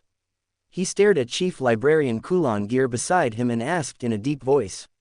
Chief Librarian Kulon Gear did not answer immediately, but instead brought up other matters. Primarch, please allow me to first discuss some other topics. Based on the survival experience of our Carcharodon's chapter, without a cautious mindset and great strength honed from long-term existence in the Ghoul Stars, an ordinary Astartes crusade fleet venturing deep into this region is simply seeking death. Although we have not yet learned their true identities and specific origins, in my opinion, their chances of surviving are not high. Moreover, similar situations have occurred even within the Carcharodon's chapter. A Carcharodon squad on a routine resource collection mission unexpectedly sent out a distress signal, but when our fleet arrived there, we only found a ship drifting alone in the void. Even more shocking was that there were no signs of battle or blood inside the ship, but countless mortal crew members and Astartes had disappeared without a trace, and we still haven't found a reasonable explanation. At this moment, Chief Librarian Kulon Gear, who was speaking slowly, paused slightly. He suddenly grinned, revealing his sharp teeth, and continued to Lorgar. Of course, we must also explore this crusade fleet. After all, if the personnel of the opposing chapter have unfortunately disappeared, then a strike cruiser would be a significant gain acquired for free. As soon as the words fell, Lorgar took a deep breath and nodded slightly. With a solemn expression, he lowered his head, pondered for a moment, and immediately turned to a lamenter standing at the rear of the bridge and said in a deep voice, "Go and notify the Battle Brothers of the Terminator Guard to prepare. I will personally lead the team to take a look." Subsequently, Lorgar, having made up his mind, rejected Chief Librarian Kulon Gear's persuasion. He, in his power armor, strode out of the bridge. In fact, Lorgar did not believe that a strike cruiser sending out a distress signal would contain a great danger that even he, a Primarch, could not handle. Based on his combat experience, this crusade fleet of unknown origin had either been invaded by some alien species inside the ship, causing unmanageable chaos, or had been subjected to a boarding assault by a passing Chaos warband.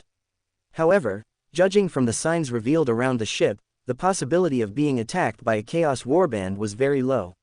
About an hour later in void time, on the deck of the cruiser, Lorgar, wielding the blood scythe in his palm and carrying the Dawnbringer Warhammer on his back, led a Terminator Guard consisting of 25 Lamenters into several Stormraven transports.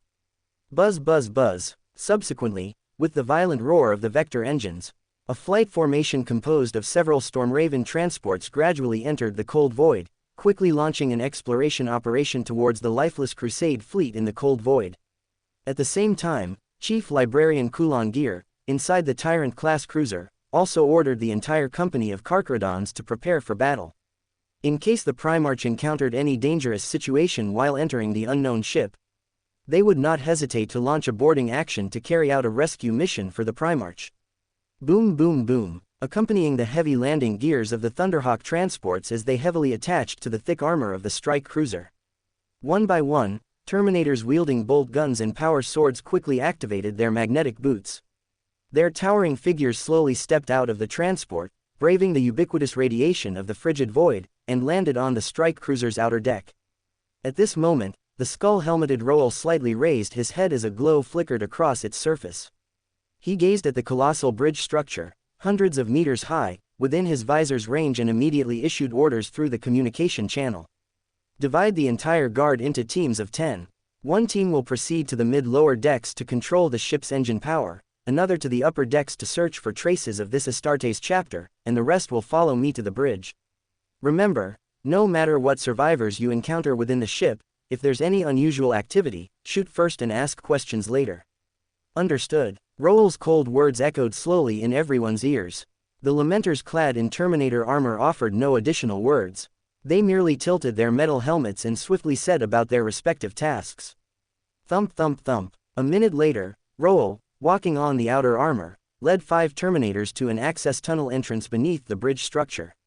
As he slightly raised his hand, a Lamenter, driving his Terminator armor, stepped forward and began attempting to crack the metal gate's opening sequence. Beep beep beep. As the indicator light in the middle of the metal gate turned from red to green and a large amount of white gas rapidly escaped from the opening seam of the hatch. Roel and the others entered the strike cruiser of unknown origin for the first time. There are no emergency lights inside the ship's passages. The air is also thin, and the temperature is below freezing. Primarch, if the people on this ship haven't taken the necessary measures, then it can be determined that the mortal crew has been wiped out. However, Astartes are another matter. At this moment, a Lamenter, driving his Terminator armor and taking the lead ahead of Roel into the ship's passage, first raised his metal visor and scanned around. Then, he spoke in a deep voice to Roel and the others through the communication channel. Roel, wearing the skull helmet, also obtained a series of scanning information through the auspex inside his helmet. He tightly gripped the blood scythe, its sharp edge wreathed in green light, and drove his power armor past the other Terminators. I currently sense no chaos warp energy fluctuations, so it's likely the work of some mysterious alien race. Immediately notify the other battle brothers to be vigilant and treat this place as a space hulk for exploration. Before Roel's words could finish, he arrived at the very front of the squad. Fearlessly, he strode into the depths of the pitch-black ship passage. The Lamenters naturally had no emotional fluctuations. They raised their bolt guns in one hand, gripped their power swords tightly in the other ceramite gauntlet, and quickly followed behind their Primarch. Soon after, Roel and the others, having just stepped out of the ship's passage, successfully entered an ancient hall filled with remnants of prayer rituals. Through the prayer strips hanging down from the edges of the hall and the chapter badges composed of white backgrounds and black crosses, Roel immediately knew the true origin of this Astartes expeditionary force. Black Cross, this is a Black Templars crusade. From what I understand, a Black Templars crusade force has a minimum of 50 Astartes and a maximum of hundreds or even thousands. The combat power of these fanatics is not something that ordinary Astartes chapters can compare with. At this moment, Roel, wearing the skull helmet, seemed to take a deep breath. He quickly turned his head and said in a deep voice to a Lamenter beside him, "Notify the other battle brothers and inform them of the Black Templars' identity. Then, establish contact periodically to prevent any unexpected situations." After the Lamenter completed the communication, Roel immediately activated his power armor, leading the others to continue towards the bridge's location. About a dozen minutes later, they encountered no obstacles or unexpected events and successfully entered the empty bridge interior. The ever-vigilant group looked around. They only saw mechanical devices relying on reserve energy to analyze data, emitting faint green projected light. However, not even a single common servitor could be seen in any location. There's not a trace of chaos warp energy, nor any signs of equipment being damaged, not even a drop of blood. Could it really be, as Kahurangi said, that the people inside the ship have vanished into thin air? At this moment, Roel, moving his magnetic boots back and forth, inspecting the entire bridge interior, slowly stopped on the metal floor.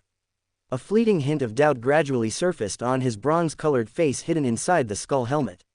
"Stop moving forward. I order you to stop moving forward immediately." However, at this moment, a Lamenter located at the bridge hatch entrance quickly raised his bolter, issuing a deep-voiced warning towards the dark passage outside. Instantly, accompanied by a burst of bolter fire that suddenly illuminated the surrounding environment. Roel, reacting the fastest, abruptly changed direction. He vigorously activated his power armor, launching a charge into the ship's passage like a predator on the hunt. The next second, within Roel's visor range, a human figure, its head completely obliterated by bolter fire, fell heavily onto the metal floor. Judging from the naval officer's uniform and rank on the corpse, it was most likely the mortal captain of this strike cruiser. Thump thump thump. At this moment, Roel's charging footsteps came to an abrupt halt. The other Lamenters also quickly drove their Terminator armor into the ship's passage. They swiftly passed Roel and began examining the headless naval corpse not far away. The Lamenter who had just chosen to fire hesitated slightly. He immediately said to Roel's towering back, "Forgive me, Primarch, I should have spared the individual's life, but I vaguely sensed that the individual's mental state was not quite right, so. Battle brother, this is not your fault. In fact, you did nothing wrong." Roel, taking a deep breath, turned his head and said faintly to the other. However, at this moment, just as the other Lamenters arrived in front of the headless corpse, a large mass of strange existence, like a cloud of green mist, suddenly emerged from inside the corpse and entered the passage's airspace. Then, in the blink of an eye, it rapidly infiltrated the interior of a Lamenter's Terminator armor. Kryptos, a vile alien race of unknown origin, hailing from the cold, dark depths of the void. They possess almost no fixed physical form. Visually, they appear to be a bizarre cloud of gas, constantly emitting a faint green glow. In this gaseous state, they can penetrate any solid matter, even the thick outer armor of void ships. Of course, if that were all, these aliens wouldn't be classified as utterly evil by the Ordo Xenos. Nor would it be necessary for any human to eliminate these aliens upon encounter. Even since the founding of the Imperium of Man, when the Emperor launched the Great Crusade, no human city or planet has been completely incinerated due to the Kryptos. Their rarity means they lack the ability to organize large alien armies to resist the God Emperor's rule. Rather, the reason this alien race is so feared by the Ordo Xenos is their ability to freely seize and parasitize human bodies, completely controlling everything about them. The Kryptos can perfectly mimic all the knowledge, reactions, and even the individual personality of their host. Unless discovered in the act of parasitism, they can, in small groups of a few dozen, completely control the leadership of a certain area, then use orders to dominate the rest of humanity. After a certain period, humans subjected to subtle psychological suggestion will gradually become puppets manipulated at will by these aliens. They will wholeheartedly build a safe haven sufficient to protect the alien race. However, what's even more interesting is that long-term research by the Ordo Xenos has revealed that these cold-blooded Kryptos lack any strong desire to dominate humanity. To these immortal beings, humans are as cheap as livestock, readily disposable and insignificant to the gods. Even common exorcism methods are ineffective against them, because the Kryptos are not warp entities, but truly extraterrestrial aliens. The above well illustrates why alien races, large and small, are met with such killing and hatred by humanity in various forms. Because every encounter with these bizarre alien races has cost the once benevolent humans an immeasurable price in lives to truly learn that the only way to coexist with aliens is through bolters and blades. Thump, thump, thump. Driven by his power armor, Rourke crossed the ship's corridor like a frenzied golden bull. He charged towards the Lamenter who was being possessed and parasitized by the mysterious alien. At this moment, the unfortunate Lamenter, his limbs seemingly beyond his control, abruptly raised the bolter in his hand, intending to pull the trigger on the battle brothers standing around. Buzz, buzz, buzz. Just then, as Rourke charged forward, creating a terrifying wind, metal rings, gradually suffused with purple energy, detached from one of Rourke's vibranium arms in the blink of an eye, shooting straight towards the Lamenter's ceramite arm. Screech. The next second, a bloody severed arm with completely shattered ceramite armor spun into the air. The bolter, having instantly lost its target, fired one last deafening blast before crashing onto the metal floor along with the severed arm. At the same time, the other Lamenters immediately reacted. They quickly raised the bolters in their hands, and without any hesitation, they fiercely pulled the triggers at the battle brother within arm's reach. Boom, boom, boom. Instantly, the ceramite armored legs and the joints of the remaining arm of the possessed Lamenter shattered and broke. By the time Rourke, charging forward, arrived nearby, the battle brother possessed and parasitized by the mysterious alien had already fallen heavily onto the metal floor due to his severed limbs. Fall back, everyone fall back immediately, Rourke roared at the others, clutching the blood scythe tightly in his palm.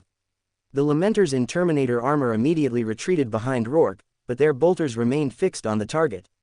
Sizzle, sizzle, sizzle. Just then, Rourke, fully focused, saw through his visor. Strands of mysterious alien matter resembling green mist rapidly oozing out of the heavily injured battle brother's body.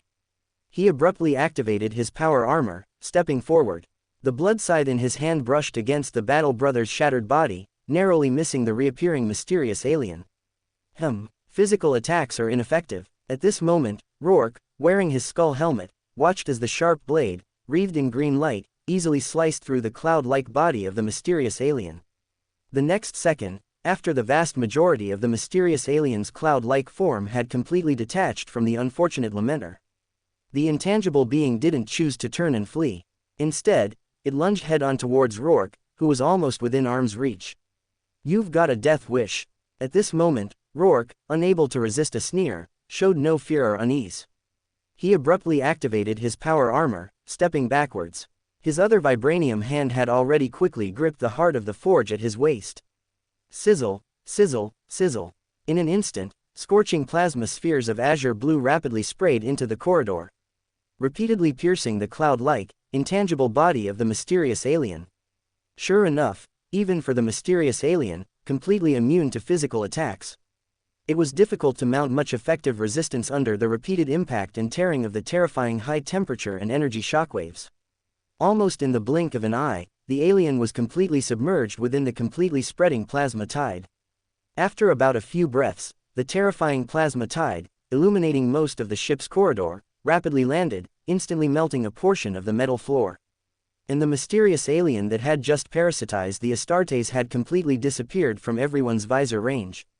Immediately send people to check on the injuries and condition of that battle brother, quickly notify the battle brothers in other locations of the ship, describe to them the appearance and parasitic abilities of this alien race. And tell them that simple physical attacks are ineffective, find plasma or melta weapons on the ship.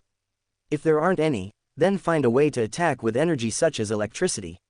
Also, notify Librarian Kahurangi of the Carcharodons. From now on, anything leaving this strike cruiser without my order is to be completely obliterated with lances and torpedoes. At this moment, Rourke, his mind racing with thoughts, clearly and concisely issued orders to the surrounding lamenters. He also subconsciously tightened his grip on the heart of the forge, his voice low and forceful as he continued. Remember, apart from us few, encounter any unfamiliar target, shoot first, ask questions later.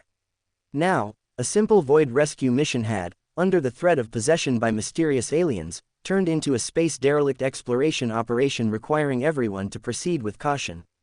And even after Roche got in touch with Chief Librarian Kulanchi through a short-range communication channel and communicated in detail, he was unable to learn the specific origin of this mysterious alien from the vast knowledge the other party possessed. Because in the Ghoul Stars region, this far eastern frontier that even the Emperor's starlight cannot illuminate, similar alien races can be said to be too numerous to count. There are even some supernatural individuals far beyond human common sense who occasionally stir up terrifying legends in various human colonies. So, after Roche stopped Chief Librarian Kulanchi from planning to send the Flesh Tearers chapter for reinforcements, he immediately led 4 Carcharodons in Terminator armor and began a very cautious advance towards the upper deck of the strike cruiser. The heavily wounded Carcharodons, after taking Panacea and activating the life support system of the damaged power armor, was temporarily placed by Roche and others inside the empty bridge, waiting for subsequent medical treatment. As for the information Roche currently has, that is, the target of the mysterious alien's possession and parasitism needs to be seriously injured before the mysterious alien will actively leave the host's body. Moreover, since physical attacks are ineffective, methods such as plasma or melta weapons can completely eliminate the alien itself. However, about an hour later, Roche and others, who were slowly advancing in the upper deck, obtained a very important piece of information from other Carcharodons. That is, in addition to causing serious injury to the parasitized person, a strong electric shock can also drive the mysterious alien out of the host's body.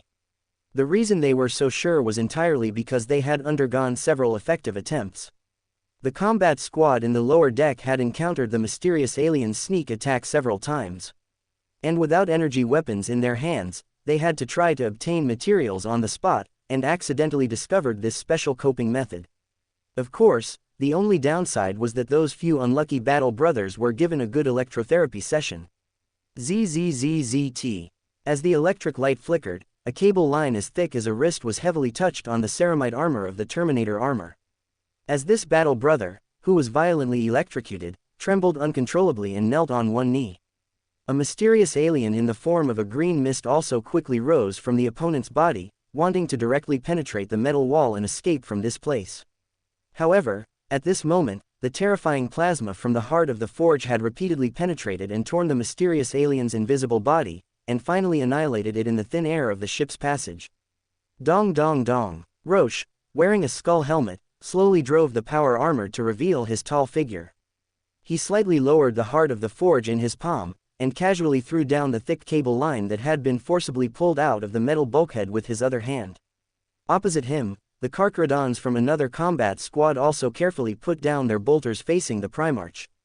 They were slightly silent for a moment, and also drove the Terminator armor forward, and under the silent gaze of Roche and others, they successively reached out and touched the cable line that was still flashing with electric light. ZZZZT. And accompanied by bursts of intense convulsions and faint green smoke.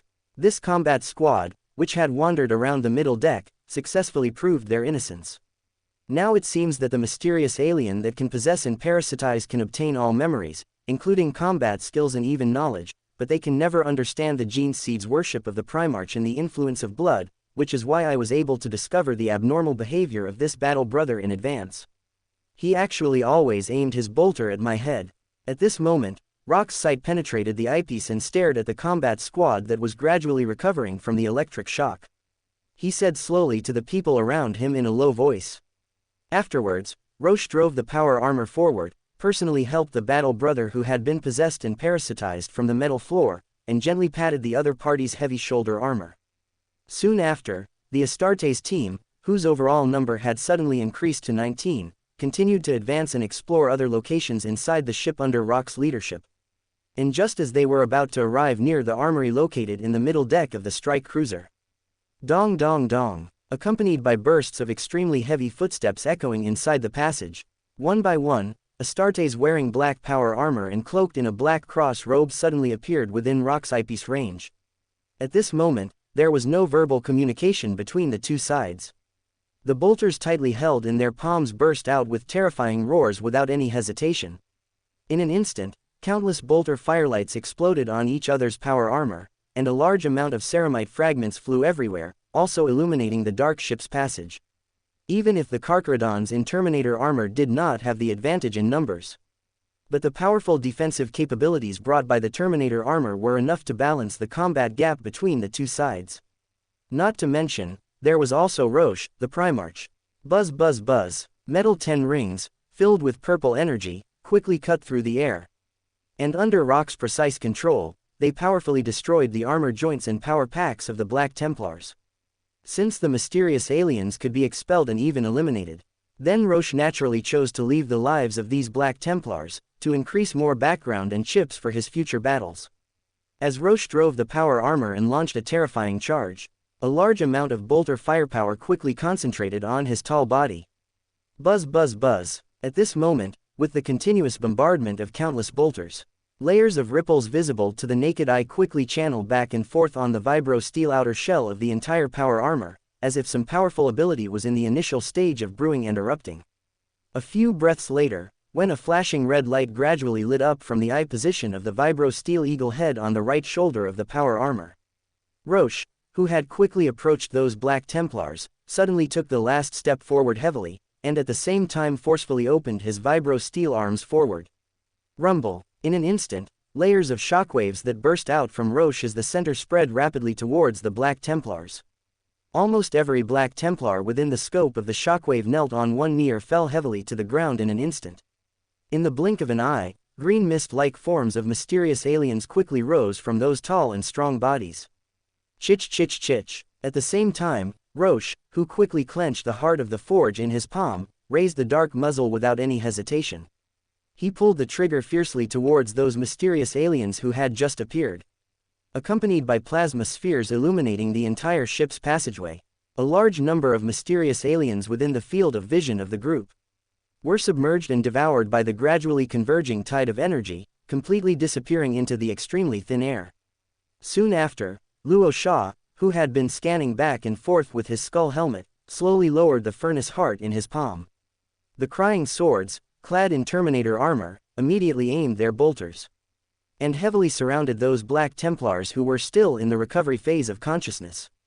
These Black Templars, who had just experienced the possession and parasitism of mysterious aliens, did not choose to stand up and resist. After carefully examining the chapter badges of the crying swords, and cautiously gazing at Luo Sha, whose pale golden power armor was slightly reflecting light not far away, they surprisingly put down the bolters and chainswords in their palms very calmly, temporarily becoming captured personnel. Dong dong dong. Luo Sha slowly activated the power armor and stepped over the crowd with magnetic boots. He slightly lowered the skull helmet that gleamed with a cold golden luster. In the blink of an eye, he successfully selected the most composed Astartes chaplain brother from the more than 30 Black Templars present. Subsequently, he successfully learned most of the expeditionary fleet's encounters from the other party's mouth. This group of Astartes was a regular expeditionary force dispatched by High Marshal Helbrecht of the Black Templars to the Ghoul Stars. Zealously faithful, they would purify all unclean things encountered on the expedition in the name of the Emperor. and bring the wrath of the Emperor to those worlds suffering from the torment and persecution of aliens and even heretics. Originally, everything was going smoothly. Even though several fierce conflicts with the flayed ones of the Necrons or the Chaos Astartes had caused this 100-strong Black Templar expeditionary force to lose more than half of its battle brothers. But the zealously faithful still firmly believed that those battle brothers who had unfortunately sacrificed would return to the Golden Throne and continue to fight for the Emperor.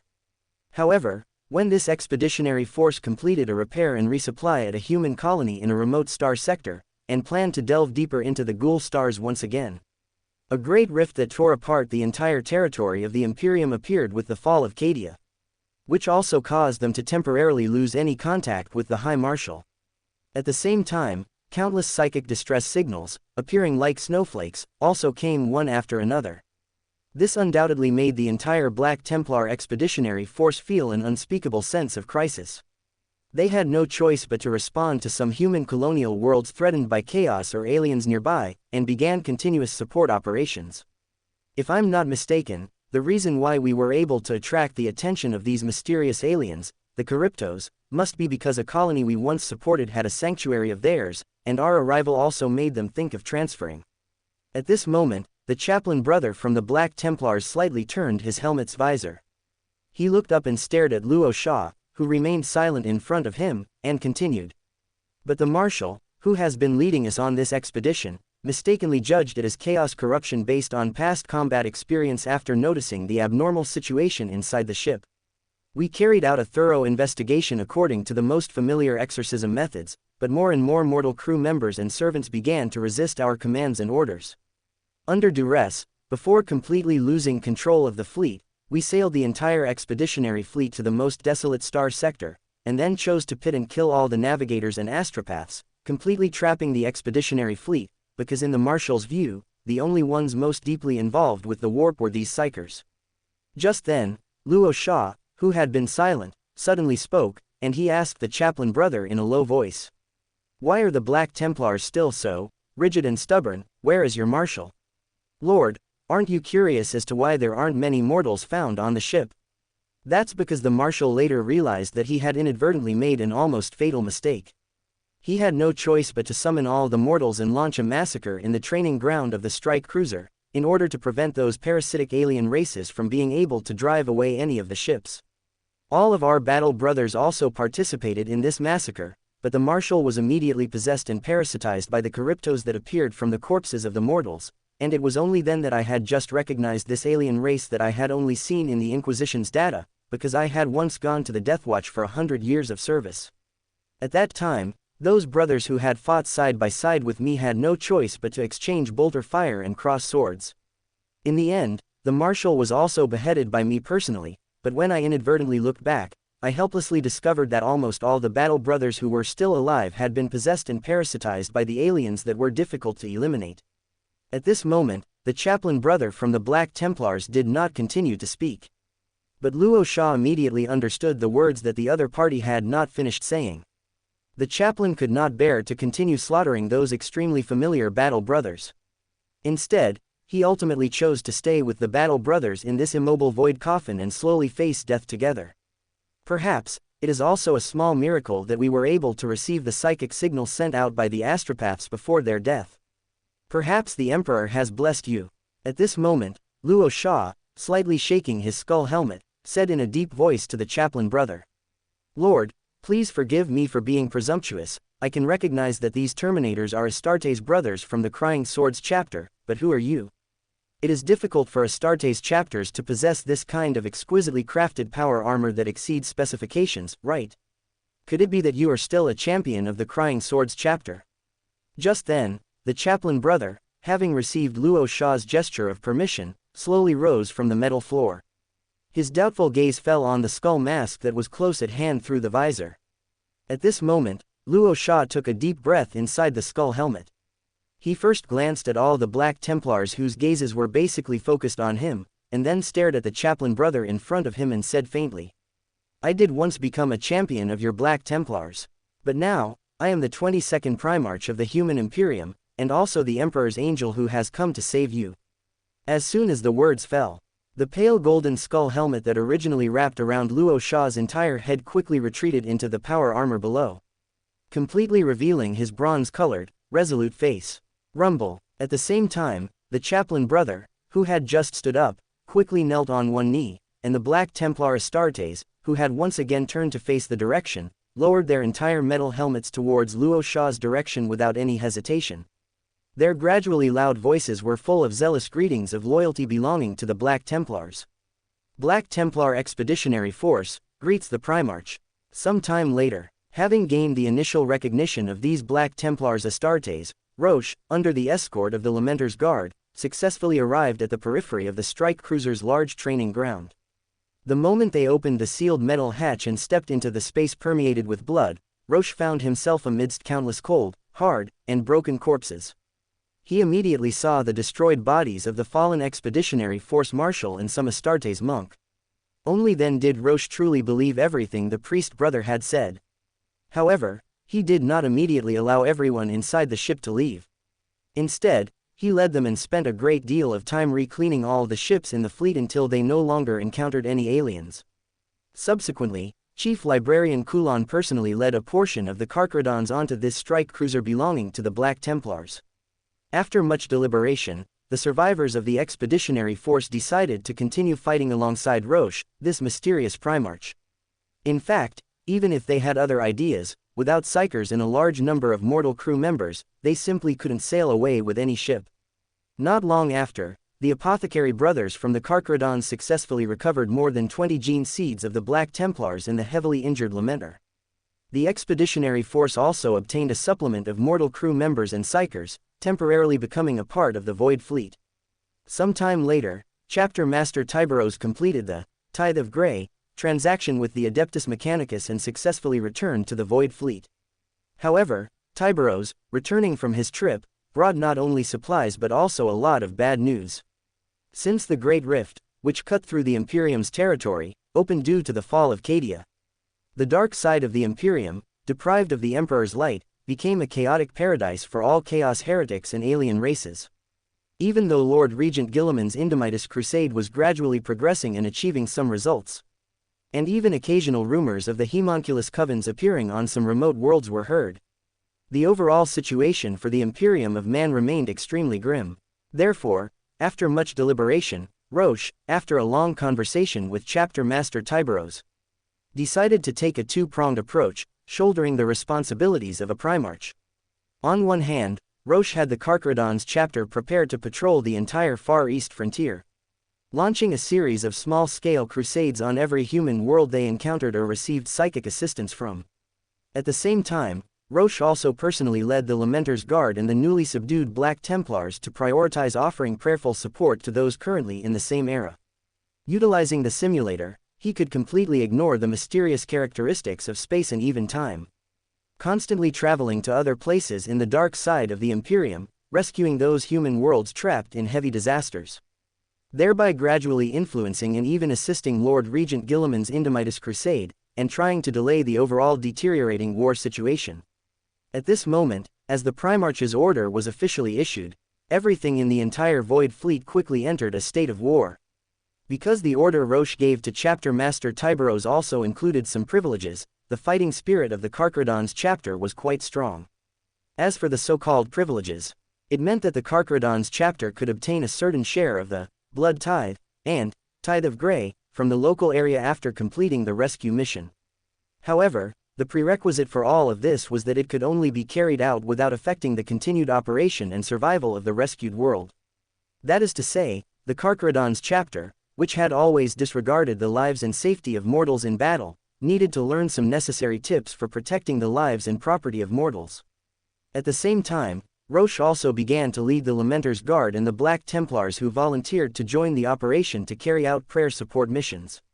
If these Black Templars initially had some doubts about Rock's identity as a Primarch, but when the prayer support mission, comparable to the miracles of the Emperor, began, these Black Templars, who immediately recognized Roche as the Son of God, quickly erupted with combat abilities far exceeding the Lamenter's Guard, relying on their fanatical faith in the Emperor. If the Carcharodons' fighting style inherited the style of the Raven Guard, they maintained a silent and elusive presence, like sharks attracted by blood, not stopping until they had completely bitten their prey to death. Then the Black Templars were indeed worthy of the title of Black Orcs. Even when facing Chaos Astartes several times their number, the fanatically faithful, they would shout the names of the Emperor and Rorschach while launching a violent charge towards the enemy like orcs. Sometimes, this method was even more likely to achieve significant results than the Lamenter's combat style, which relied on the defensive capabilities of Terminator armor and large-scale firepower to steadily advance. In addition, Rorschach, as the Primarch, either carried out beheading strikes against enemy leaders or simply sat in the rear to command. Gradually, the team that had worked out a set of combat methods actually achieved the final victory in as many as 5 prayer support missions, without causing a single battle brother to be unfortunately reduced in number. Buzzing. As a warp gate gradually opened, Rorschach, wearing golden power armor, stepped out with a tired expression. Following closely behind were the Lamenter's guard, whose ceramite armor was covered with battle damage, and a Crusade battle squad from the Black Templars also slowly returned to the ancient hall inside the flagship. When the warp gate disappeared, a palm-sized throne coin fell into Rock's vibranium palm. He immediately activated the power armor and turned to the surrounding people, saying in a deep voice, "From now on, you have 5 to 7 days of rest. By the way, let the Tech Marine repair the power armor, and restore the long-term consumption of physical strength and energy." As soon as Rock's words fell, even the Lamenter's guard and the Crusade battle squad spoke out, saying that they could continue fighting. Rorschach, squinting his eyes, also unhesitatingly dismissed them on the spot, executing his rest order. So, everyone dispersed and walked towards the outside of the ancient hall. Rorschach also activated the power armor and walked towards the direction of the metal throne. It must be said that facing Chaos Astartes, Orc Beastmen, and even heretical rebels in 5 prayer support missions, not a single battle brother was sacrificed. In Rock's view, this was also a kind of luck brought about by the Emperor's protection. However, this situation cannot continue to happen. This is also one of the reasons why Rorschach chose to temporarily stop prayer support. In the next period of time, I need to increase the number of Astartes, otherwise, relying only on the manpower I currently have, I will be exhausted to death. Slowly sitting on the metal throne, Rorschach quickly closed his eyes. He murmured to himself, "Currently, the entire Void Fleet, the number of Astartes in the Flesh Tearers chapter has always been maintained at around 500, which is 5 companies. Among them, the 5th company is a batch of new recruits who have just completed the transformation surgery. They are currently undergoing more training. Their combat capabilities are far inferior to those battle-hardened Astartes veterans. Even though Roel has ordered Chapter Master Tiberius to harvest blood tithes on the spot as the support operations progress, to expand the new blood of the 6th and even 7th companies. Training time is also a problem. If simply pursuing a larger number, the Flesh Tearers' gene seed reserves could barely support the consumption, but the quality of the Astartes manpower would likely plummet. Moreover, for some unknown reason, in the early stages of the Indomitus Crusade, the Primarch Rabute Gilliman's batch of Primaris reinforcements and even Primaris technology that should have been sent to the Flesh Tearers chapter has shown no signs of delivery. Therefore, Roel's best option right now is to salvage people from the prayer support. This way, he can save time on training new recruits and reduce the consumption of gene seed. It also allows the Astartes who would have sacrificed themselves at various points in time to regain the opportunity to continue fighting. Therefore, after a brief rest, Roel began to select the prayer support that could bring out the Astartes. And after discovering that there were no tasks worth trying, he patiently waited for the next refresh time of the prayer support. Now, all the Astartes in the Flesh Tearers chapter have been divided into combat squads according to the difficulty level of the psychic distress signals. They will first send out a combat squad to investigate the specific situation on the ground. Then, they will dispatch more combat squads based on the enemies encountered. If it is the harassment of Xenos or heretical rebels, then only 1 to several combat squads will be enough to cope.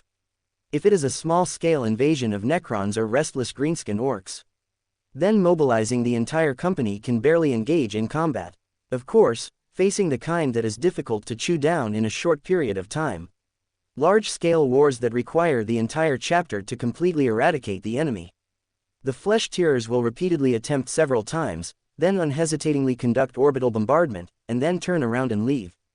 Because compared to stubbornly paying a heavy price in casualties to conquer a planet, Recovering more human worlds located on the Far East frontier as soon as possible is the top priority. And those tough nuts to crack, the Flesh-Tearers have not truly given up. They have made detailed markings on the star map, planning to deal with them later.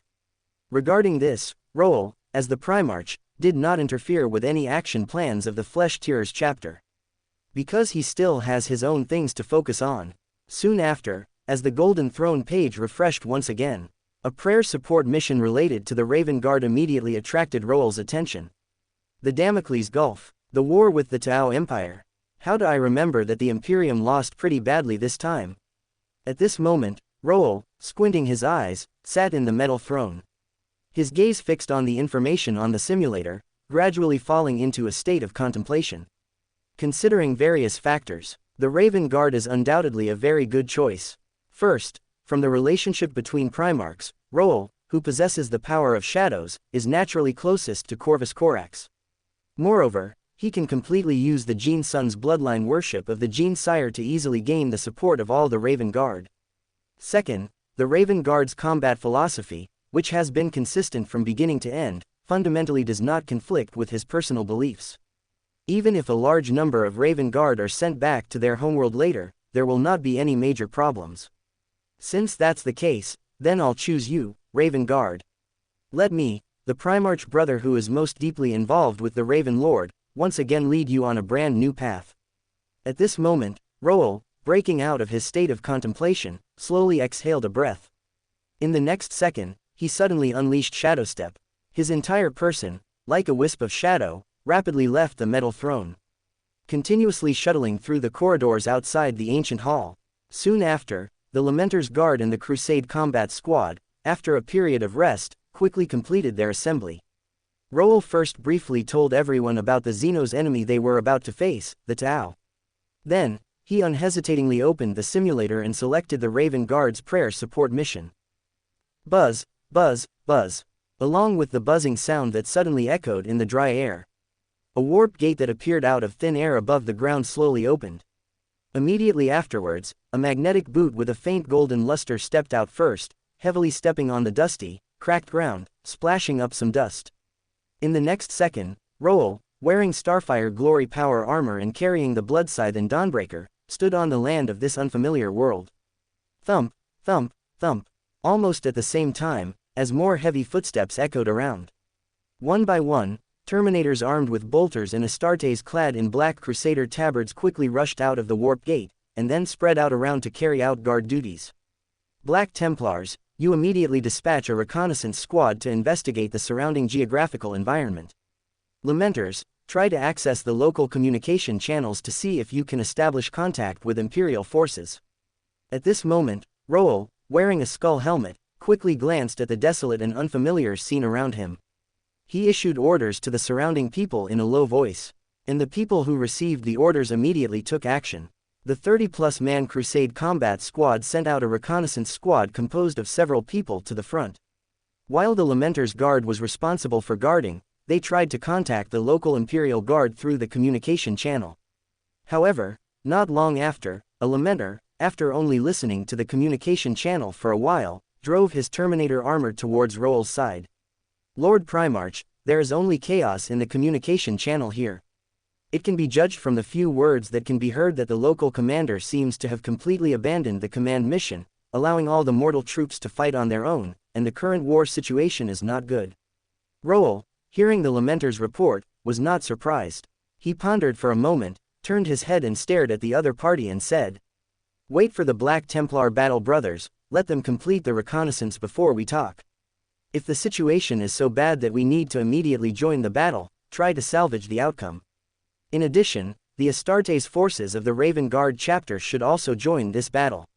If we can obtain their command at the first time, even facing a group of noseless fishermen, and their greater good, I don't think we will lose this war again."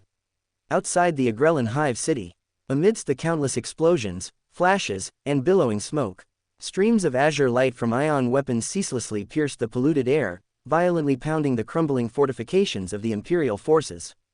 Concurrently, under the relentless bombing runs of Manta, gunships diving from low altitudes. Amidst the burning wreckage of Leman Russ tanks scattered across the battlefield. Devilfish APCs, laden with fire-cast warriors, were making their final push towards the breached defenses around the Hive City.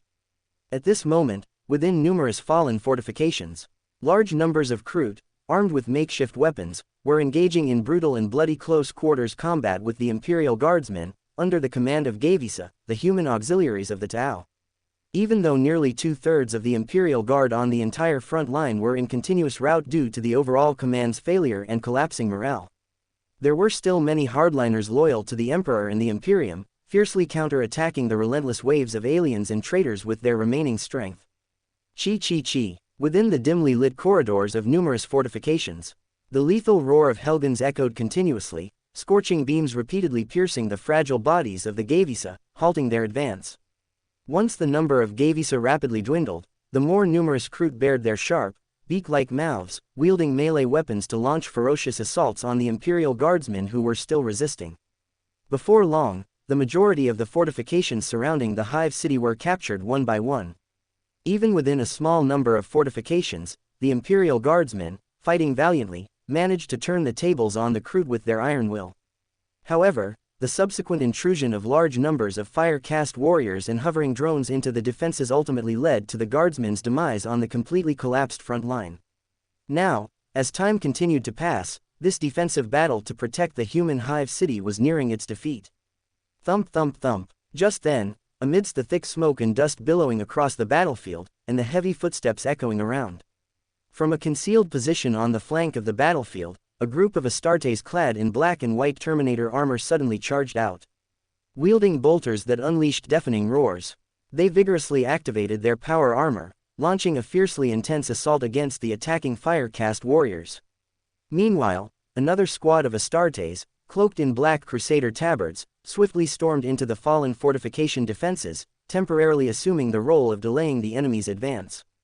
Simultaneously, with the buzzing sound emitted from metallic rings, a towering figure clad in shimmering gold power armor soared like a missile launched from the ground, swiftly launching a terrifying aerial assault against the Manta gunships that were still circling in the air, posing a greater threat. The individual, like a golden cannonball just fired, forcibly crashed through several Manta gunships that were unable to evade in time. Subsequently, amidst the large amount of falling metal fragments and successive explosions, the individual abruptly traced a highly conspicuous flight path in the air, continuing to attack the surrounding aerial vehicles. At this moment, this sudden reinforcement of Astartes was naturally Rourke and his companions, who had just arrived near the Hive City battlefield. Rumble. In an instant, Rourke, relying on the indestructible defensive properties of his vibranium power armor, successfully penetrated another Manta gunship. The next second, suspended in midair, he slightly shook his skull helmet. His sweeping gaze had already passed through the large amount of metal wreckage constantly falling from his sides, completely overlooking the battle situation on the entire battlefield. Now, the Imperial defensive line had completely fallen. If it weren't for the Lamenters and Black Templars Astartes undertaking the defensive mission, then large numbers of fire-cast warriors would have already been at the foot of the Hive City. However, the Astartes, lacking heavy firepower and vehicle support, couldn't hold out for long against the enemy's fierce offensive. At the same time, Rourke also noticed that large numbers of Astra Militarum evacuation ships were braving the harassment and ambushes of Tau battlesuit formations, rapidly descending towards the interior of Agrellan Hive City. It seems the Hive City's command has issued the order to abandon the Hive City and evacuate everyone. Everyone, listen to my orders. The battle plan has changed. The defensive mission is now to cover the retreat. The target direction is the Hive City entrance. At this moment, Rourke, his thoughts racing, issued the order to retreat without any hesitation. He also quickly abandoned the idea of engaging in aerial combat with the re-encircling Manta gunships and more Tau battlesuits. Rourke turned his direction and swiftly controlled the propulsion system behind his power armor, rapidly flying towards the upper reaches of the Hive City. Rumble. Soon after, accompanied by the fierce whistling sound of cutting through the air and the deafening roar of magnetic boots heavily impacting the ground, Rourke, clad in power armor, landed heavily on the ground at the entrance of the Hive City. At the same time, numerous Imperial Guardsmen wielding lasguns swiftly poked their upper bodies out of the defensive fortifications, firmly aiming at Rourke's towering figure. Immediately afterward, numerous Raven Guard, their towering figures quickly emerging from the shadows, swiftly sped towards his front. The next second, under the slightly dazed gazes of numerous Imperial guardsmen, these Raven Guard clad in black power armor knelt on one knee before Rourke without the slightest hesitation, their metal helmets emitting excited words in a deep voice. The entire Raven Guard chapter welcomes the return of Lord Corax. We have never slackened in your great ideals since your departure. Frankly, I am not the Raven Lord himself, I am just one of his Primarch brothers, who is your current commander. Have him come to see me immediately. At this moment, Rourke, his skull helmet quickly retracting, revealed his bronze face before everyone. He said loudly to the silent Raven Guard with a calm expression. Instantly, these Raven Guard, after repeatedly confirming that there was no error in the bloodline connection between themselves and the unfamiliar Primarch, they subconsciously rose from the ground, completely bewildered. Then, they very respectfully led Rourke into the interior of the Hive City, while also secretly initiating communications with the Raven Guard's battlefield commander. A few minutes later, a tall figure with furrowed brows and a pale face, propelled by power armor, hurried through the large number of retreating Imperial forces and arrived before Rourke. Raven Guard Chapter Master, Saravax, greets this Primarch. At this moment, Rourke, deeply gazing at the other party, did not launch too much questioning at this chapter master. He quickly adjusted his thoughts and inquired about the follow-up arrangements for the withdrawal plan. The Raven Guard chapter master also repeatedly restrained the Gene Seed's natural reverence for the Gene Father. However, he only hesitated slightly. Still, he revealed the specific situation to Rourke, this unfamiliar Primarch. Not long ago, he had ordered the Shadow Captain to lead a large number of Raven Guard in launching stealth ambushes on the TOE's major offensive lines. The aim was also to buy more time for the Imperial forces to retreat. As the saying goes, defeat is like a landslide. Since the morale of the Imperial Guardsmen had completely collapsed, and the Raven Guard were not the kind of Astartes chapter that would allow mortals to die for them, it was best to first withdraw the remaining forces from the Hive City battlefield and regroup, as time continued to pass. One by one, Star League evacuation ships carrying a large number of Imperial remnants gradually rose towards the Hive City's sky. Many Raven Guard Stormhawk interceptors also carried the Astartes and quickly evacuated towards the sky above. Soon after, as more and more Sun Shark bombers arrived over the Hive City and launched continuous firepower bombardment. It also completely declared the total loss of Agrellan Hive City, and the unfortunate defeat of the human side. And above the planet's orbit, the mixed fleet of Raven Guard, White Scars, and the Imperial Navy was engaged in more intense firefights with the large-scale Tau fleet. After a large number of evacuation ships and Stormhawk interceptors successfully returned to the fleet, the human side's mixed fleet quickly broke away from the Tau fleet's continued entanglement and launched a breakout operation into the depths of the icy void without looking back. Battle Barge Avenger. Inside an ancient hall with a huge statue of Corax, the Raven Lord, Roxia, wearing light golden power armor, had just met with all the Raven Guard and successfully reached a consensus that benefited both parties. The Raven Guard acknowledged Roxia's Primarch status, and Roxia will lead them to continue fighting in the name of the 22nd Primarch and brother Raven Lord. Primarch, your Terminator bodyguard has all evacuated to the White Scars chapter ship. Their third company captain, Huntmaster Kosarok Khan, also welcomes your arrival. However, 10 battle brothers from the Black Templars unfortunately died in the rearguard mission. Only half of their gene seed was recovered, and the remaining battle brothers have basically evacuated to our ship. At this moment, Raven Guard Chapter Master Severax said to Roxia with a solemn expression. Roxia, who was listening intently, pondered for a moment. His gaze fell on the Chapter Master's pale face, and he said in a deep voice, Severax, what are your thoughts on the failure of this Hive City battle? Primarch, it's not that I'm trying to shirk responsibility or make excuses, but when we, the Raven Guard, arrived on the battlefield, the local Imperial commander had already given up the belief in continuing the fight. In addition, those traitors who had defected to the alien side were familiar with various defense facilities. Even if other chapters were to come, they may not be able to reverse the entire battle situation. At this moment, Severax seemed to take a deep breath. He faced the Primarch's question and slowly spoke his views. Moreover, the unfortunate loss of this important gateway world to the Devar system now also means that the entire system's defensive forces will gradually react and come to provide us with more support. With the existence of the Primarch, we will definitely be able to regain everything we have lost. Very good, I hope you can maintain this fighting belief. Now, take me to the bridge.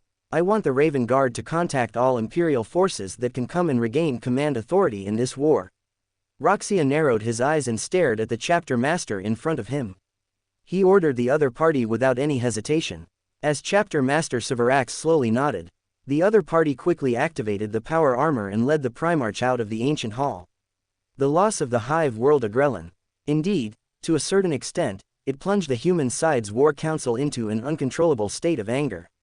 So, a Lord General from Cadia led a large number of Cadian guards, plus a Night House and many Freeblades, with the assistance of more Mechanicus ships, joined the counterattack war against the Tau invasion.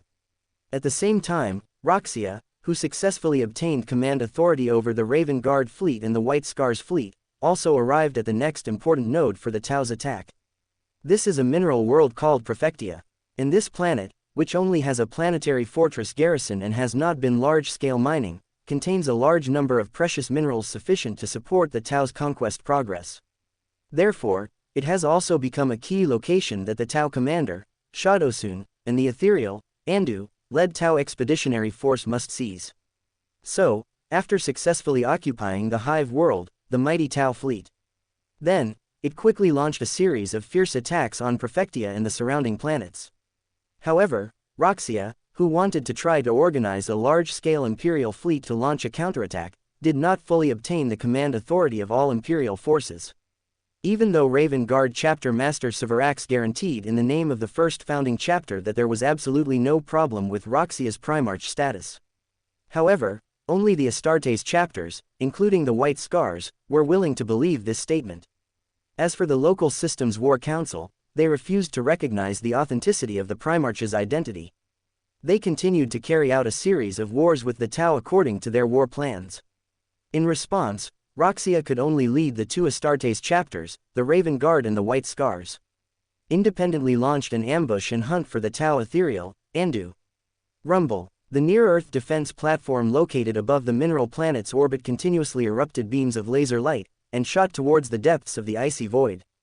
The Raven Guard fleet's terrifying lance beams and space torpedoes also continuously bombarded several Tau Hero-class cruisers. The continuous firepower threat forced them to move their huge metal hulls, trying to reduce more direct damage as much as possible. At the same time, a White Scars strike cruiser successfully penetrated the gaps between the Tau fleet by virtue of its excellent propulsion speed. Squadrons of Astartes-laden boarding assault boats and boarding torpedoes quickly launched a large-scale boarding operation on the Tau ships. As time slowly passed, a Hero-class cruiser was completely paralyzed by repeated attacks from the inside, and after losing its shield system, it was completely torn into a large number of floating metal wrecks by the Astartes fleet's saturation attack. However, at this time, several Tau Orca-class transports successfully entered the icy void just before the Hero-class cruiser was about to explode, and quickly descended towards the surface of the mineral planet. In the Huntmaster Khosrok Khan's low roar immediately rang out in the communication channel of the Astartes boarding party. Everyone listen to me, the Tau Ethereal is inside one of the Orca-class transports. Don't let it run away. Primarch, Raven Guard, leave the next battle to you. In the next second, following the Huntmaster Khosrok Khan's fading voice. On the flight deck of the battle barge Avenger, squadrons of Astartes-laden Stormhawk interceptors quickly took off and rushed into the icy void one after another. These Raven Guard, shrouded in the shadow of battle failure, under the personal leadership of Primarch Roxia, they will wash away the shame of the past with the blood of the Tau Ethereal. Night. The surface of a barren mining planet. Sandstorms mixed with heavy electromagnetic interference frequently erupt. Amidst this terrifying sandstorm, several black-painted Raven Guard Thunderhawk gunships hovered 10 meters above the ground. Buzzing. The next second, as the heavy doors at the rear of the gunships rapidly opened. Raven Guard, moving with unparalleled swiftness, like black shadows, carrying the coarse sand that rushed towards them, silently descended to the surface. Immediately following, a tall figure wielding the blood scythe in his palm abruptly deployed the pair of massive vibranium wings on the back of his artificer power armor, swiftly gliding towards the surface below. Thump! A pair of pale gold vibranium magnetic boots heavily impacted the loose, sandy ground, scattering a cloud of wind-blown particles. Roke, wearing a skull helmet, merely glanced through his visor at the incredibly harsh battlefield environment. The voice of Kaleith Solik, Shadow Captain of the Raven Guard 5th Company, was transmitted intermittently through the communication channel to his ears. My Lord Primarch, latest intelligence. Just minutes ago, a large Tau Empire landing force forcibly broke through the dense network of firepower established by our fleet. After losing nearly a third of their ships, they successfully initiated a landing operation on the planet's surface. However, the nearest landing force is still over 1,000 kilometers away, posing little immediate threat to our decapitation strike. From the intelligence we have gathered, it seems the safety of the ethereal caste is more important to the Tau Empire's command than the victory or defeat of this battle. Hearing the other's words, Roke did not reply immediately. He slightly raised a vibranium arm gleaming with a golden luster. Metal 10 rings, swirling with purple energy, continuously orbited around the Artificer power armor. That's because the ethereal caste is, to some extent, the Primarch or even the Emperor of the Tau race. Its importance to an alien species naturally far exceeds that of ordinary command ranks. You can understand this if you put yourself in their position. Solik, has the landing location of the ethereal been found? Roke's voice was low as he slightly tilted his skull helmet. The lenses, faintly glowing with a scarlet light, pierced through the fine dust in the air, looking towards Shadow Captain Solik, who was standing not far away. Faced with the Primarch's explanation and inquiry, Shadow Captain Solik first nodded his metal helmet, then shook his head and said, "Due to the interference from the local geographical environment, even the Auspex on the Thunderhawk gunships has its detection range and capabilities greatly reduced. Currently, I can confirm that the escape pod's landing point is no more than 20 kilometers in a straight line from us, with a margin of error of 2 to 3 kilometers. But strangely, on my helmet display, the number of ethereal escape pod signals that can be successfully captured is as high as several dozen. I am currently unable to determine whether this is a malfunction caused by interference to the Auspex, or if the enemy is deliberately spreading decoy targets to protect the ethereal."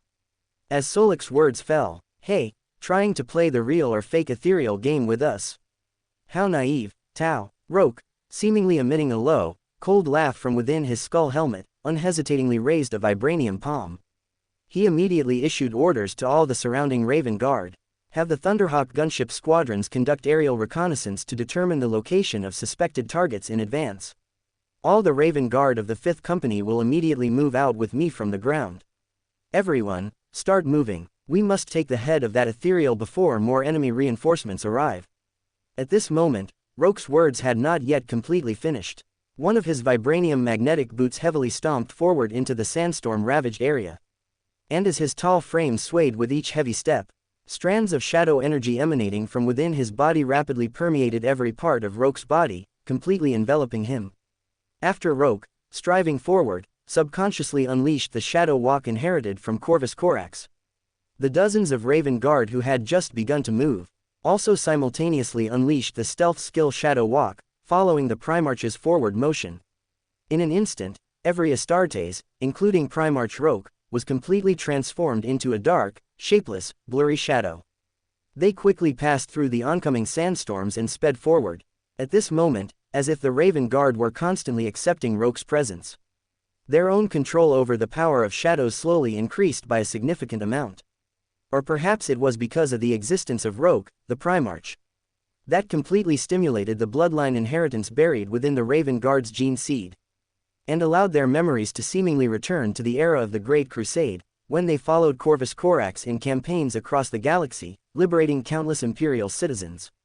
Boom boom boom, amidst the pervasive sand and dust, explosive rounds, constantly blooming with roars and fire, heavily pierced through the individual armor of the Pathfinder teams, and completely shattered the frail bodies of these Tau. Pung pung pung, as the Raven Guard, whose movements were like ghostly apparitions, appearing and disappearing unpredictably on the battlefield, in repeatedly ambushing and assassinating from the shadows on the ground. More and more Tau reconnaissance squads were being systematically annihilated by the Astartes personally led by Roke. At the same time, Roke, wielding the blood scythe in his palm, almost dancing it into a ring of green light, also abruptly activated the propulsion devices on the back of his Artificer power armor. He forcibly withstood a large number of incoming pulse beams or helical solid rounds fired from rail rifles, rapidly advancing towards an ethereal escape pod. Buzzing. The next second, Roke, whose vibranium shell had absorbed a large amount of kinetic energy, suddenly slammed on the brakes with his magnetic boots. He slightly straightened the broad spine inside his power armor. He stood openly in the center of the battlefield, surrounded by countless rapidly converging Pathfinder teams. Then, without hesitation, he unleashed an awe-inspiring kinetic shockwave towards his surroundings. Boom boom boom. In an instant, fire-cast warriors, completely enveloped within the range of the kinetic shockwave, were rapidly tumbling into the air like withered yellow leaves thrown into a washing machine, before crashing heavily onto the ground covered in Tau blood and limbs. Thump, thump, thump. After the kinetic energy shockwaves that burst out layer by layer had completely cleared the surrounding enemies, accompanied by the muffled sound of a pair of adamantium magnetic boots stepping back onto the soft sand, Rokas, who once again activated his power armor and launched a fierce charge, successfully arrived in front of the ethereal escape pod, whose metal door remained closed. Without any pity, he tightly gripped the blood scythe in his palm. Then, he swiftly swung the scythe into a series of green halos that were difficult to discern with the naked eye. He completely chopped the ethereal escape pod, which was several meters in diameter, into pieces of metal wreckage flying in all directions. However, when the internal scene of the ethereal escape pod was completely exposed within Rokas's visor range, he didn't see any signs of the ethereal presence at all. Inside, there was only a dilapidated drone, bisected by the blood scythe's sharp blade. Another decoy. At this moment, Rokas, whose mind was racing, took a deep breath. Without turning his head, he said in a deep voice into the internal communication channel of his helmet, "Astartes, don't get entangled with the remaining aliens, immediately follow me to the next target location, there's no ethereal presence found here." As soon as the words fell, Rokas, whose skull helmet glowed faintly, reached out and recalled the metal 10 rings that surrounded his body. He reactivated his power armor, covered in sand and bloodstains. The rapidly moving magnetic boots heavily trampled on the flesh and blood of the Tau scattered everywhere, passing through the sandstorm that seemed to have never weakened. He began a long-distance raid towards the next suspected target that appeared on the helmet screen. And those Dark Raven Guard who were fighting with the remaining Tau squads also unhesitatingly abandoned their intention to continue attacking.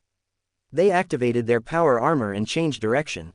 Using Shadow Step under their feet, they transformed into wisps of dark shadows, quickly chasing after Rokas's tall figure that gradually disappeared into the sandstorm. And those fire-cast warriors who thought they were doomed couldn't help but kneel on one knee, silently praising the ethereal and the greater good. Soon after, the murderous Rokas once again led the elusive Dark Raven Guard. He launched a bloody and cruel raid on another ethereal escape pod in the surrounding garrison Tau. But after Rokas, who had worked hard to chop open the escape pod, still didn't find any trace of the Tau ethereal, he slowly let out a breath and decided to change his thinking and combat strategy. Otherwise, once the Tau reinforcements arrived, then the ethereal, which was clearly cooked, would completely escape Rokas's prepared chopping board. Sorik, let the Thunderhawk transport aircraft formation flying in the sky specifically search for the escape pod location with the largest number of Tau people. And tell the pilots not to just stare at those cannon fodder fire-cast warriors, but to look for ethereal guards dressed like bodyguards. I remember that according to Tau customs, they don't have much armor on their bodies, so you can tell at a glance. In addition, if there are still burning wreckage or metal fragments from the Orca transport aircraft on the nearby sandy ground, it proves that we are not far from the ethereal's true form. At this moment, Rokas, who fiercely crushed the head of a fire-cast warrior with an adamantium magnetic boot, he quickly issued new orders to Shadow Captain Sorik, who had just revealed his tall figure from the shadows. And Shadow Captain Sorik also relayed the Primarch's orders and requirements to the Thunderhawk transport aircraft formation patrolling back and forth in the sky without any hesitation. More than 10 minutes later, Shadow Captain Sorik, who shook his metal helmet slightly, seemed to have successfully received the feedback information. He immediately activated his power armor and came to Rokas's side, saying in a slightly excited voice, "Primarch, your judgment was indeed correct. In a dune area several kilometers away from us, there is still a group of Tau hidden, with a large number of people, and they are basically dressed as ethereal guards, and they deliberately abandoned the escape pod that could send out a distress signal. If there are no unexpected circumstances, this must be the team where the ethereal's true form is located. We have successfully caught their tail." At this moment, following Shadow Captain Sorik's slightly excited words, Rokas, who shook his skull helmet subconsciously, immediately said in a deep voice. Let the Thunderhawk transport aircraft launch an air raid, bite them to death, and prevent the ethereal from continuing to move. All Dark Raven Guard, come with me immediately. As soon as Roka's words fell, all the Dark Raven Guard who had gripped their melee weapons immediately followed him and used Shadow Step. Everyone transformed into wisps of dark shadows. Using their powerful psychic abilities, they stealthily passed through the obstacles of the heavy sandstorm and launched another raid towards the location of the ethereal's true form. Rumble, rumble, rumble. Above the dark and dim sky, the vectored engine roar from the Thunderhawk transport aircraft seemed like the wail of the Grim Reaper. The sound was so loud that it even faintly suppressed the continuous howling wind around. And deep in the dune area where the terrain curves up and down, one ethereal guard after another tried their best to protect the ethereal Anova as they retreated to the rear. They were relying on the shield force field on their bodies to resist the repeated bombardment from the lascannons and heavy bolters. However, facing the powerful firepower coverage brought by the human flying vehicles, even the Tau's proud technological creations gradually lost their effectiveness. As a large number of shield force fields gradually overloaded, many ethereal guards who could barely exchange a few moves with the Astartes head-on by relying on their own well-honed combat skills and the great bonus of their technological equipment were very aggressively blasted into pieces of flesh and blood scattered everywhere by the human side's terrifying firepower. Thump, thump, thump. Soon after, accompanied by the heavy footsteps that kept ringing like a death knell, Rokas, wearing the Starfire Glory Power armor, led the Dark Raven Guard and revealed their tall figures from the shadows on the ground. Then, they quickly launched a charge towards the retreat direction of the ethereal guards. Swoosh, swoosh, swoosh. In an instant, one metal 10 ring after another, filled with purple light, rapidly tore through the turbid air filled with sand and dust. After heavily shattering the shield force fields of several ethereal guards, it forcibly penetrated the opponent's fragile body with almost no armor defense. In the next second, Rokas, who had tightly gripped the blood scythe in his palm, suddenly activated the propulsion device located behind the power armor. His whole person was like a hovering vehicle that had completely lost control. He launched a terrifying flying impact towards the ethereal Anova, who was dressed in the most gorgeous attire in the Tau team. Ethereal, prepare to die. For more thrilling fanfiction stories like this, check out my channel Fanfic audiobook. Dive into epic adventures, mysterious realms, and legendary journeys brought to life through immersive storytelling. Don't forget to like, share, and subscribe for more amazing audiobooks.